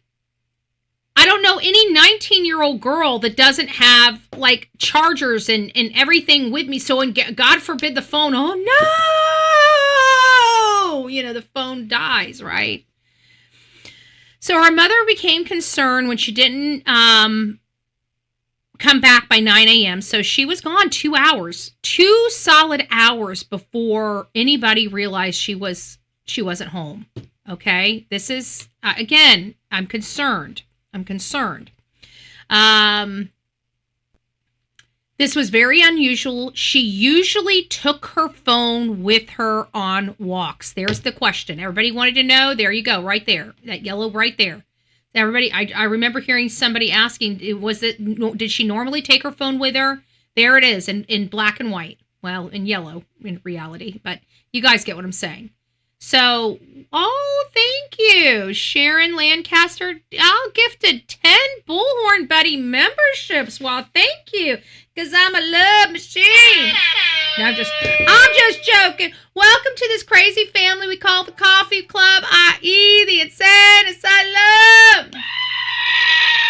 Grab your straitjacket and your padded room and welcome aboard. And who do we have? We have... Lamara. Is it Lamara? Hopefully I'm saying that right. Lamara? Passenger, it's nice to see you. Oh, good gracious. Sonia gifted a $10 super chat, girlfriend. Dawn, I Spy, Vibe, Music, and Anna and Nurse Cindy. Welcome to this crazy family. Oops, I think we passed a few. Brandy. And Heather, welcome to this crazy family we call the Coffee Club, i.e. the insane asylum. Grab your straitjacket and your padded room, and I know we just said welcome aboard, and it is not. Honestly, it's fake news. It's fake. My boyfriend. That would be another example of, as you say, fake news. Okay, let's get back to the real news. So we do know that she usually takes her phone with her. So and she's calling it powered off. They're saying, was it not charged? I mean, if she truly powered her phone off before she left the home, that's really giving me mixed signals that she intentionally did this. Now, I'm not saying, because, part of that is the opportunistic abduction and, whether something could have happened after she voluntarily left. Hey, Big Mac Mike, it's nice to see ya. So that's kind of, where we are. And so Camila's boyfriend and father were contacted. No one had seen her. So now we know that there is a boyfriend. We need to find out how long she's been with that boyfriend. Is there another man in her life? This feels like a dude. Okay, obviously we don't typically have women. I mean, I guess in this area of Texas, I called it California earlier. In this area of Texas,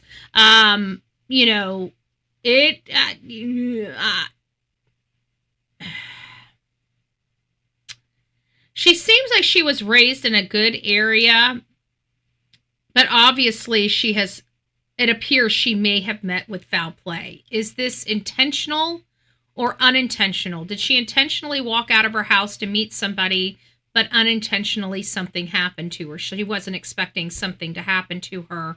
Was she minding her own business and somebody abducted her? I don't know. We're hearing a lot of things. We're hearing that she has a routine. She does this every day. We're hearing that she always takes her phone with her, but today she didn't. This day she turned her phone off. Her phone was dead on her bed. I don't like that. That's the mixed signal aspect of it. You guys get that? Because again, 19-year-olds don't typically, what was the one reason why we're like, okay, the situation with Sebastian Rogers didn't add up?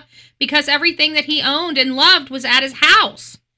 She had her driver's license and her car keys on her. She had no cell phone. I don't know anybody that would want to walk or do something without some type of music. A boyfriend would know her routine. They sure would. And so would an acquaintance or a friend. The boyfriend said the infamous was the past tense referencing to his love. Ooh, I got to see that. We need to look up. If you guys got anything on the boyfriend, send it to bullhornbetty@gmail.com. So Rosario, which is mom, then reported Camila missing to Bexar County Sheriff's Office. So that happened around 9 a.m. on the 24th, which is, again, Christmas Eve. We've got deputies. Let me see if I I think we got this. There we go. Deputies responded, reviewed the surveillance footage, and initiated preliminary investigation. A clear alert, coordinated law enforcement adult rescue is issued in Texas Department of Public Safety, classifying Camila as potentially endangered. The FBI joined the investigation on February 25th. FBI doesn't typically join in any investigation unless there's something serious going on, which should have been our critical sign for, Melody Buzzard. But anyways, who knows what I was going through at that time. But the FBI, they joined the investigation on December 25th. That doesn't look good for me. Volunteers search for Camila every day since she was reported missing. Drones, cadaver dogs are used to search. They got cadaver dogs out there. I hope those weren't the ones tracking her scent, because we had the guy that showed the track of the scent, and now we're hearing there's cadaver dogs. I don't like that. Drones, cadaver dogs are used in the search for community search, and vigils are held. There's a $1,000 reward being offered by Youth Peace and Justice Foundation, or the Uvalde Foundation for Kids. So Uvalde is involved in this case. That's good to know. And of course, how can you help? If you are local, review surveillance footage, ring dash cams, ring doorbell cameras, forward any potential relevant footage to authorities. No matter where you are, you can share the missing person flyers, social media posts, and continue to help raise public awareness about her case. Something clearly is not right here with this particular case. We don't know what is not right, other than she's missing. She allegedly went on a walk that she normally or was very much accustomed to taking, and boom, she's gone, and nobody knows where she is. Now, again, we got possibilities from our experience here in the true crime genre. There's only, in our mind, 3 possibilities: voluntary disappearance, accident, or medical emergency, or criminal involvement. Those are typically the 3 classifications of where this case could be. And of course, other things that we must consider is acquaintance involvement, coercion or grooming, opportunistic abduction, and HT risk factors, HTST risk factors. And in my opinion, Texas has those risk factors because of the type of people they are attracting to their state. And you guys can take that for what you will. That is my opinion. That is where I am going to stand on that particular situation. So take a moment, breathe, hug your kids, check on your neighbors, and we're going to be shifting gears from this missing woman to missing, millions of taxpayer funds. But please be on the lookout for Camila Cami. I don't know why I can't remember this poor young lady's last name.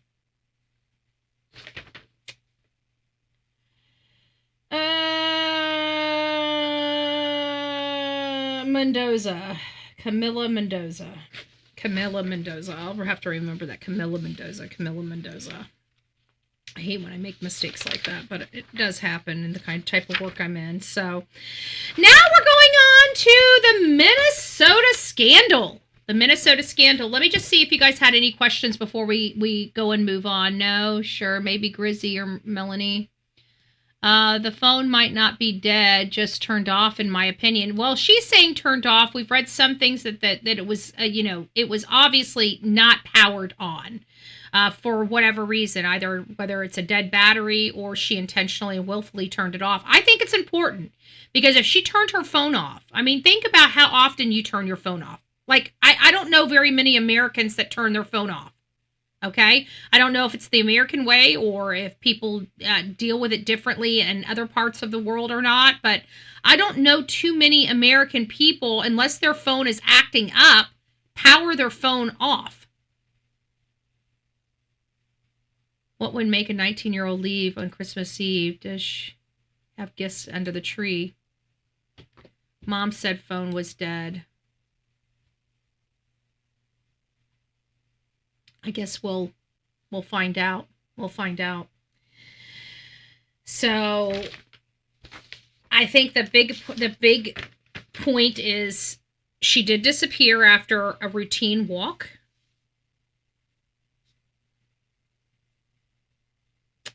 It sounded like she took the same walk every day. It sounded like her being gone for 2 hours was an awfully long time for her to be gone. She's never been seen. She never came back to get her phone, never came back to get her car, never came back to get any money.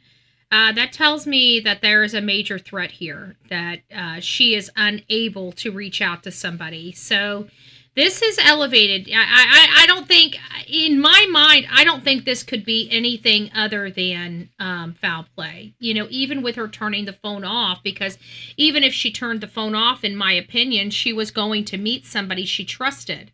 And that person she trusted was not to be trusted. So I still feel I'd bank on this. This was no stranger. I'm kind of thinking it was not a stranger either. It's just sad because when you have a person that has the same routines, you know, it's hard. It's hard. So this story began not with mainstream media, but with an independent YouTuber. It brings into perspective why it's so important to have mainstream media take a second seat or a back seat. They're not doing their job. Social media and content creators have stepped up to the plate to fill in the gaps because mainstream media decided to go into the business of propaganda versus the business of truth and news. One of the great things here in America is we have so many freedoms given to us by our Constitution. These are rights that we have that we don't have to ask for. They're automatically given to us, and one of those is our freedom of speech and freedom of press. It is so ingrained in our Constitution of these freedoms, and they are to protect our way of life. Our freedom of speech and our freedom of press and our Second Amendment is to make sure that our government can never rule over us. And as you see, that has been the biggest fight of our lifetime, is whether our government has grown so big that they are now ruling over the people versus the people ruling over it.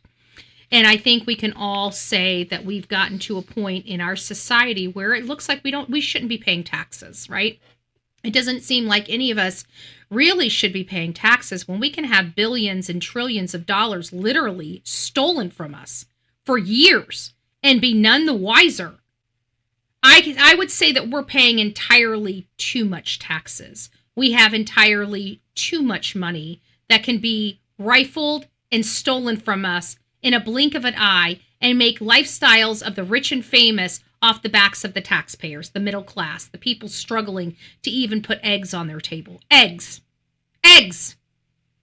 Let's not even get into the cost of coffee for our coffee club. Okay? We're not even going to go there. But we have been struggling and struggling and struggling, and we pay our taxes. Believe me, the middle class pays all the taxes in this country. Okay? Not the rich, not the poor. Us. We're the ones that pay all the taxes. We're the ones that are getting robbed from, okay? The elite, the rich people, they're our high wealth government welfare recipients. Let's not forget that. George Clooney is a welfare recipient, okay? Robert De Niro is a welfare recipient. PBS is a welfare recipient. You guys want me to continue to go on?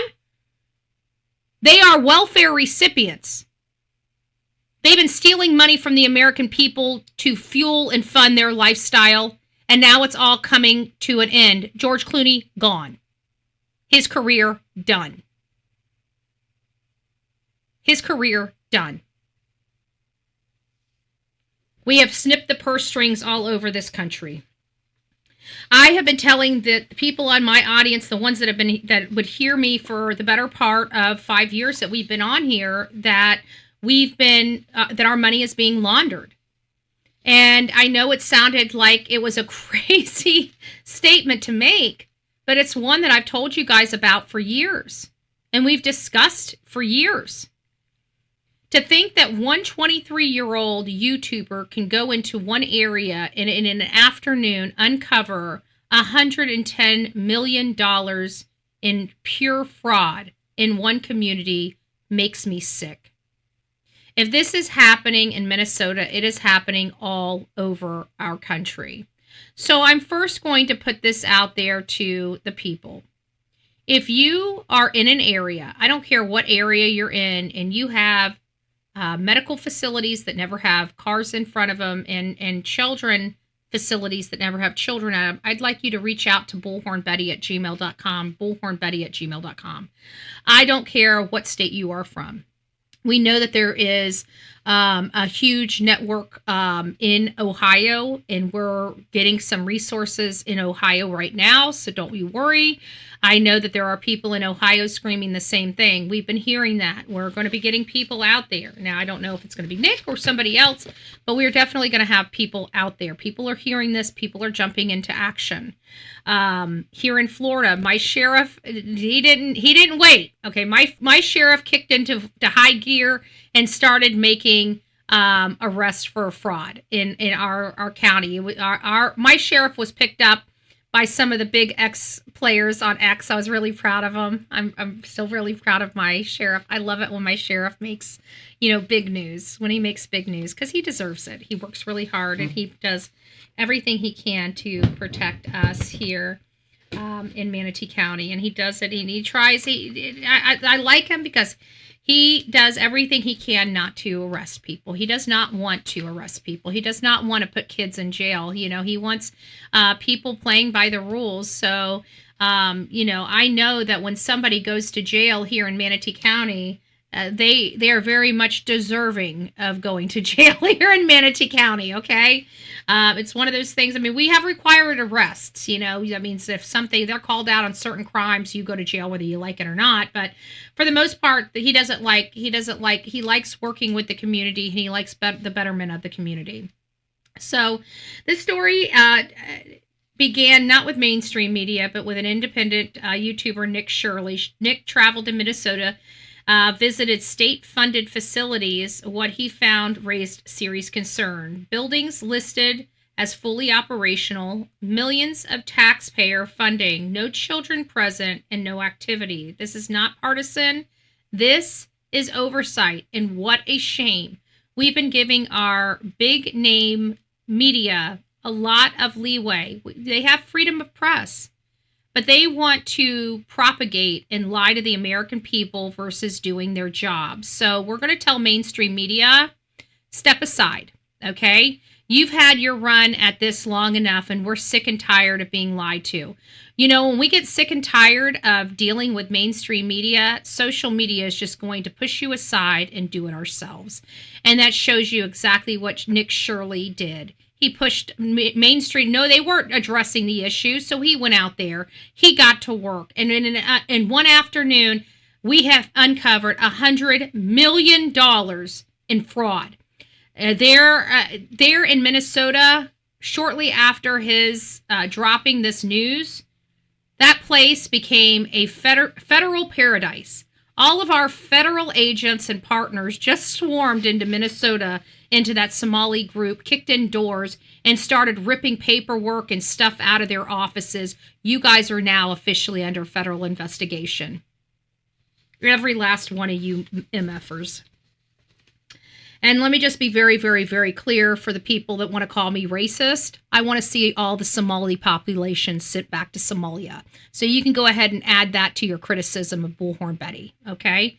If they don't belong here, I want them out, okay? I don't care where anybody comes from. If they are not American citizens, I'm going to tell you where Bullhorn Betty stands on this issue. I want them out, okay? If you're not an American citizen in 2026, it's time for you to pack your shit and go home. Okay? That's where I stand on this. So we have Nick documented multiple locations in Minneapolis and St. Paul. Daycare centers allegedly receiving millions of dollars. Some had licensing violations. Some appeared even abandoned and still receiving millions of dollars. This follows a troubled pattern in Minnesota involving misuse of public funds in food programs, child care subsidies, and COVID-era relief. The question is not whether fraud exists. Minnesota has already prosecuted prior case. The question is the scale and accountability. This is an industrial size fraud upon the American people, okay? Now, again, I think this is all going to lead back to Act Blue because, again, from what I've been trying to express to you guys for years is they've been laundering our money through these NGOs and nonprofit organizations. We've talked about it for years. I know you guys at one time used to think I had 15 freaking heads on my head, and now you guys are finding out that, oh my gosh, it's really true. I mean, I've been saying it for years because of what I've been seeing, but you've never really had the evidence. Like, this is the freaking mother lode, folks. We're being robbed blind. We just found we're $36 trillion in debt, and in 9 months, we found $1 trillion in fraud. What do you bet that the majority of our debt is fraud? Can you imagine $36 trillion being fraud that the American people now has to pay back because we had these mother lovers from all these freaking other countries coming in here and stealing our money? It's time for us to go into those countries. Somalia? It's time for us to go and own that country. Bitch, you owe us a lot of money. Okay? And I'm not joking. Sign the dotted line. America needs to go over to Somalia, and you guys need to take that dirt. America owns Somalia right now. And I want to see the quitclaim deed on the president's desk. That's what I want to see. We own Somalia. We paid for it. Okay? I want to make sure that everybody here understands the American people have purchased a country. We purchased the country of Somalia. And I want to see the quitclaim deed on the president's desk. We have purchased that country. So go ahead and sign it on over. Governor Tim Walz faced increasingly scrutiny. He should be in prison. He was warned and told about the fraud that was existing in his state for years, and he didn't give a crap. He let all the Minnesota families, middle-class families that are struggling to put food on their table, pay for every bit of it. He didn't care about you. He doesn't care about you. He cares about votes, and he cares about people that don't even belong in this country. So Minnesota, you folks need to wake up. I just want to remind you guys that my friend, the pillow guy, right? Mike Lindell, he could be your next new governor. I think Mike Lindell, a man that shows he understands what a profit and loss statement is, right? And he went from crackhead to CEO. He built an entire business from the ground up. That's the kind of guy that I think needs to be running a state, somebody that has a proven track record of the highs and lows of business, which, let's face it, there's incorporated after every single one of our states, right? They are a business. They are a business, and they should be ran by business folks that know how to keep businesses alive. That's who should be running you want to run a country into the ground, well, you go out to the ghetto and find a welfare bitch and put her in the White House, and there you got a failing country, right? That's what we are going to call Obama. Just saying. So they ignored the red flags. It doesn't even appear there were any audits, because I think if there were audits, proper audits, it would have caught a lot of this a long time ago. Separately, Act Blue, a major political fundraiser platform, is facing increased scrutiny. While no direct connection has been proven here, financial transparency is becoming unavoidable. So we're going to start following that money, and I think a lot of that money, I think all of this fraud is going right back, at least a portion. You know how the middleman are, they take their cut, but I think the majority of all of this fraud is going to our politicians somehow, because how are our politicians making $100,000 a year going into like Marjorie Trader Green, going in there with $700,000 in her bank account and walking out with $24 million in her bank account? That is a fraud on the American people right there. But let's get back here. I want you guys to see this for yourself. This amazing kid, you know, that did all of this all on his own with the help of somebody that just wanted to ask questions that nobody was even taking seriously at the time. I put this up here. Let's pull this down here so we get the whole gist of this. We got it. We got it. Let me get over here. I think we got it all over here. Okay, perfect. Let's get back. 1.26 million. What was that money spent? Ask about there aren't any kids. Answer the question. Are there children? Okay, I don't know if I can do that music. Where do these kids play? And so I started to go online and look, and I said, this place is licensed for 80 children. They had 0 children. Every time I went by there, they never had a single child there. Then I started to see all these transportation companies going around. And transportation companies are supposed to be picking up people. Let me see if she stopped the... See what's actually happening. I can't stand the music. It's ruining because it makes it hard for us to show his stuff without the music. So I'm going to have to go in there and take all that music out. So until we do that, I'll have to... I don't know if it's good music on our end or not. Is called Sweet Angels, Sweet Angel Childcare. This is where they show up to. And this is the business right here. Sweet Angel Childcare in Minneapolis, Minnesota. Now, listen to where this phone number goes to when you call this childcare center.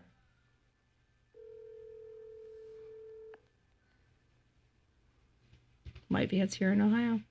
We need to find them.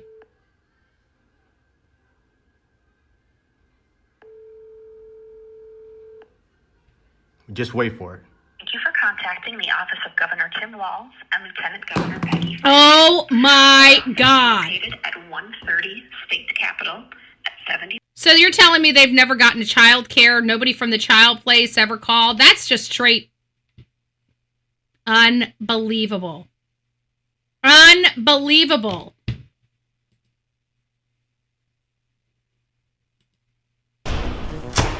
Yeah, I don't like the whole audio. They put the music behind it, and not everybody can use it. So I'll have to download that and strip all the music behind. You know what? I'll just deal with it later. We're gonna go ahead and watch it, and I'll cut it back in.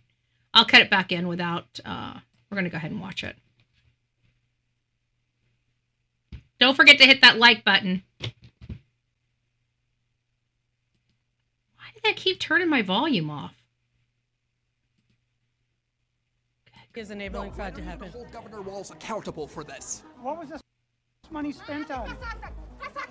1.26 million. What was that money spent on? There aren't any kids. Answer the question. Are there children? There's no children inside this building. Potentially the largest fraud scandal in U.S. history is taking place in Minnesota, as literally billions of dollars have been funneled through Somali-ran fraudulent businesses.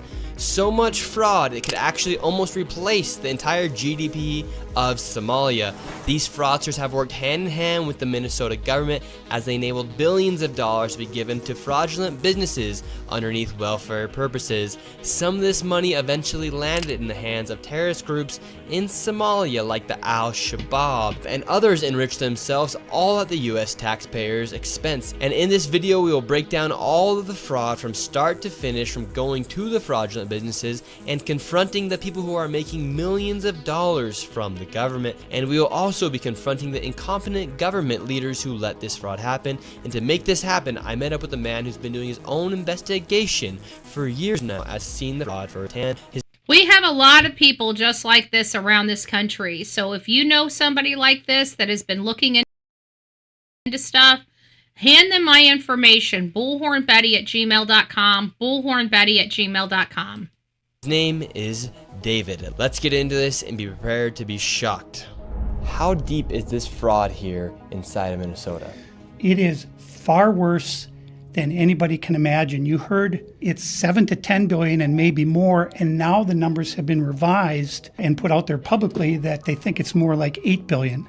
How I got involved is that where my office is here in Minneapolis, I'm sort of in the heart of all of this fraud, and I would see these child care centers. I said, well, there aren't any kids there. It's the middle of the day.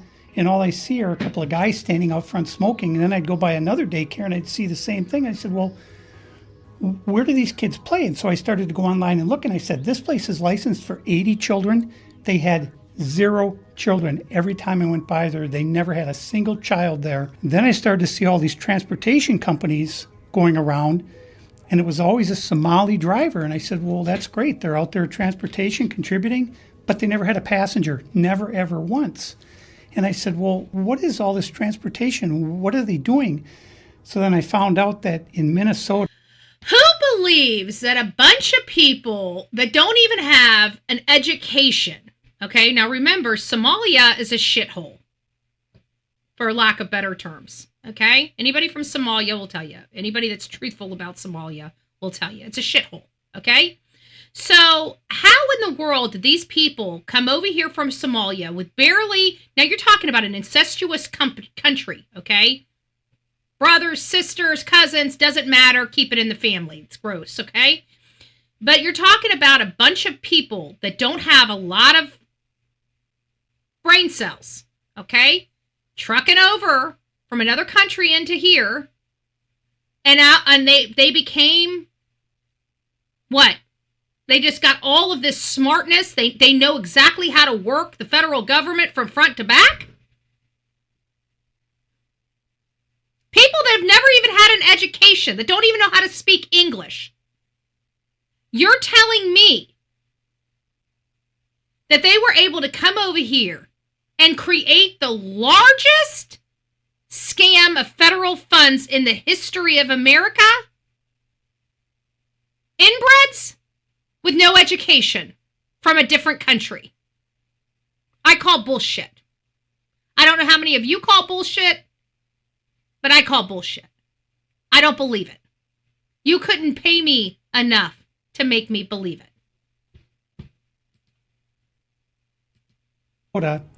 They have something called non-emergency medical transportation. So this is going to the dentist's office, therapy, whatever it might be. And I said, well, how many of these companies are there? And the research came back that there are 1,020 of them, and more than 800 of them are Somali-owned. There is not that many people that need rides to doctors in that small little area. There's no possibility of that. From the state of Minnesota ever cross-checks to see if any rides were ever actually provided. All they did was write the check. So right here we have all this paperwork. And how are you getting all this information about the fraud? A lot of it is through my own research. And then I have some contacts at the Capitol going back many, many years. And so the data that I'm getting is 100% accurate, coming directly from research done by people at the state Capitol. All this paperwork right here, what are we looking at? The areas of fraud that I have numbers for are mostly related to childcare. This is massive fraud that is beyond anyone's imagination, the scope. And so, for example, there's a child care not far from here in Minneapolis that has two child cares listed at the same address. And together, they're licensed supposedly for 120 children. I have never seen a single child there ever, and I've been by that place at least 100 times. Wow. These Somalians, these groups are setting up these daycares, these child care centers, getting money from the government, but there's no kids. No kids. Never had any of them. They're all fraught with violations, and even though they have these violations, they're still in operation and they're still getting money. That, to me, is insane. Oh, thank you. This is unbelievable. This needs to stop. And trust me, we just had a huge arrest here in Manatee County for people scamming the SNAP benefits. It's time. It's time. Okay? It is time for this to be done. The middle class is not the piggy bank for the world. Okay? We are not the ATM, the free ATM machine for the blessed entire world. The middle class, we should be honored and respected, and we are constantly being shit on. Yet we're asked every single day. Everybody comes out with their hand out, begging us for money while they shit on us and tell us that we have to do it or we're racist or this or that or the other. I'm done. Send these assholes home. Get this garbage out of our country. Let's put the people that need to be behind bars and let's start with a clean slate and build from that. We cannot sustain this. I guarantee at least half of our $36 trillion is straight fraud. Somebody has stole tens of trillions of dollars from America. Who is it? Who is it? The first place I'm going to say is go look at the elites. Where do they get all their money when they ain't working? How are they sustaining their lifestyle? Because they're being put up and paid by somebody. And it seems like it's always the Democrat Party that has all the money to pay. Act blue. Act blue. Act blue. I guarantee when we shut that down, that is going to be the final nail in the coffin for the Democrat Party. It's riddled with fraud, waste, and abuse. And it has been used to set the entire world on fire. We have paid for all of this, folks. The middle class. Everything we're living through. Everything. All the chaos we put ourselves through. The towns being burnt down. They stole that money from us and spent our money to do it. They spent our money to destroy our country and destroy our way of life. I'm very upset about this, and I believe that what we have just seen Nick Shirley unearth is literally only the tip of the iceberg. There is so much more to be had with this story. We will be back. I've just downloaded this video. I'm stripping the music from it so we make sure we're on the good side of everything with YouTube. We'll come back tomorrow morning and watch it in its entirety. And then don't forget, later this afternoon, we are still on our starting back at the beginning of Sebastian Rogers. I believe we're on part 4. It's either 3 or 4. I got to go back. I think we're on part 4, but it might be part 3. I can't remember.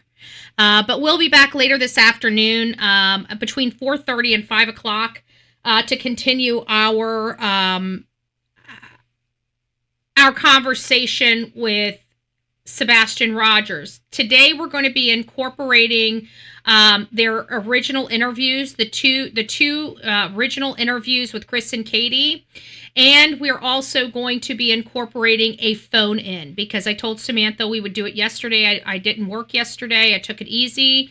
And so tonight, this afternoon, this evening, we will be opening the phones for a little bit. So be prepared. If you guys have any questions about the case or any statements or any perspectives that you'd like to share with the community, this would be a great time. If there are any content creators out there that would like to join this podcast, please let me know by the end, in the next few hours so I can set up what we need to have set up to have other content creators join the conversation. I'll leave that up to you guys. If you reach out, I'm happy to bring you up. But otherwise, the audience, you will have a phone-in session. Elon pointed out a lot of waste and fraud, and our reps had a flaming fit every time something was cut. Drain the swamp, exactly. Well, we can't afford it. And when, you know what, if we can get the American people on board with we can't afford it, we rule. Okay, that's what people don't understand. You know, we keep thinking the government controls us. No, if we get enough of us, we control the government. So it's all getting us on the same place. And let's face it, we're the middle class. Okay, we're saying hell to the nah. We're paying for it. We're footing this bill. Okay, we're footing this bill. The elite isn't footing this bill, and we're paying for all the poor people. So it's us. Okay, we're making the decisions. I'm done. I don't know about each and every one of you, but I'm done. There's no reason for any of us to be paying taxes at this point. When you're literally supporting an entire country with our taxpayer money, I'm pretty sure we can tap out at this point. Okay? You want taxes, you find a way to get them, government. Okay? I would say let's stick with Trump's tariffs because the American people are done being robbed from. Now, if you guys want to have some money and you want to steal money, you're stealing it from China's tariffs, okay? You ain't stealing it from the backs of the middle class. I'm done. So, folks, you guys need to wake up. But I think everybody in the middle class, I don't really give a rat's ass. If you're low, and you have your hand out to us, sit down and shut up. Okay? That's your place. If you are a middle class taxpayer like me, well, you guys need to step up to the plate and say, no, we're not paying another damn dime of taxes because you guys are taking our tax money and supporting other countries, propping up other countries while we're going without food, while we're going without Christmas, while we're going without our freaking vacation. We're done with this bullshit. And until the government hears us, we need to keep saying it, and we need to say hell to the nah. Get into your meetings, folks. This is happening in your backyard. This is taking from your family's mouths. If you're fine with it, then sit it out. Let the big kids eat at the big person table, okay? You go sit at the little kid table. That's where you belong, okay? But if you're a big kid, it's time for you to start rising up and reaching out to your politicians and telling them we ain't doing this shit no more, okay? That is your responsibility. I would suggest it highly, right? I'm done. I'm pushing as hard as I can here in the state of Florida to abolish our property taxes, right? Especially for the people that have paid off their properties. My properties, I've had my property paid off for years. I've been paying taxes when I shouldn't be paying taxes. Nothing is going on in my area. I'm paying a whole bunch of taxes for a whole bunch of no services, okay? So we need to start fighting. When we have billions of dollars and trillions of dollars being literally stolen from us, and sent to let all these people have these amazing lifestyles for the last 10 years while we sat here and struggled. Many of us lost our blessed homes, our cars, our jobs. We're done with taxes. At this point, our taxes are doing nothing but supporting the rich and famous. That's all our taxes are doing. They ain't helping none of us, okay? So guess what? Now it's time for the middle class to stand up and speak up. We're closing the purse, okay? We're closing the checkbook. You know, we tell the kids to keep it closed. Well, it's time for the American public and the pockets of the American people to do the same thing. Keep it closed. Close those purse strings, okay? Close those legs, right? Close those purse strings, right? Close those legs, right? Close those purse strings, what? Close. Exactly. Enough's enough. They are literally robbing us blind to prop up a shithole like Somalia. I'm done. All right, guys, rock it out with your coffee beans out. This is the only place in the morning you can get screamed at, offended, yelled at, given kudos, clapped, laugh, and say, hey, have a great day. We'll see you tomorrow. You know why? Fake news. It is. Why are we here today? It's all fake news. It's phony stuff. It didn't happen. And in this case, it did happen. What didn't happen is media didn't go out and do what their job was. That would be our local unemployed hire in place, find them homes, charge each person $200 for a bed with multiple people in one house, taking up jobs. We can't get now. Yeah, I know. And then never mind that we found out HUD that we have literally American families that can't even find places to live. And HUD was giving the only homes that we could give to our people. They were giving them to the friggin' people that weren't even supposed to be here. American citizens went without to support people that should never even have been here. I'm done. This is America. This is our country. And you know what? You have rights to be proud in your ownership of America because each and every one of you earned it. Okay? Your families were here. Your families built it. Many of our families are generational here. If you look at your heritage, many of your families came over here on the Mayflower. Quit being so damn disrespectful and start standing up for what your families gave away. Right? They ran away from their homes. They wanted a new life. They wanted to be free. They didn't want to be under the kings and queens anymore. They wanted a free country, and that's what they set up over 250 years ago. And how dare you disrespect our founders, the people that gave us all this freedom to be so spoiled. And you guys can't even appreciate it. You want to give it away to people that are going to burn it all down and take us with it. You guys are idiots. The ones that believe in that. Exactly. I love America. So do I. So do I. And you're allowed to be a proud American. Don't ever let anybody take that away from you. You should all be proud. We worked very hard to make this country. We're a kind country. We're a glorious country. We're one country under God. We give of ourselves more than any other country out there. There is not a country out there that's more philanthropic, that cares more about. We will not leave our people behind, even if you are on the flippin' moon. We're coming to get you, babe. We're coming to get you. That's America. And I don't know what other country would ever do that, but I know damn well there's not a whole lot of them. But where we live right now, this piece of dirt, that's what they give to you. You matter in this country. You matter. You may not feel like you matter, and it's because you're not allowing yourself to matter.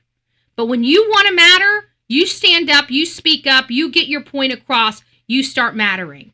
That's your choice. You take a high road, you take a low road, but every road you choose to take, you're choosing to take. God bless you. Rock it out with your coffee beans out, folks. We need more fighters like you. Because I got to tell you, I'm sick of being robbed blind, and I'm sure you are too. God bless you.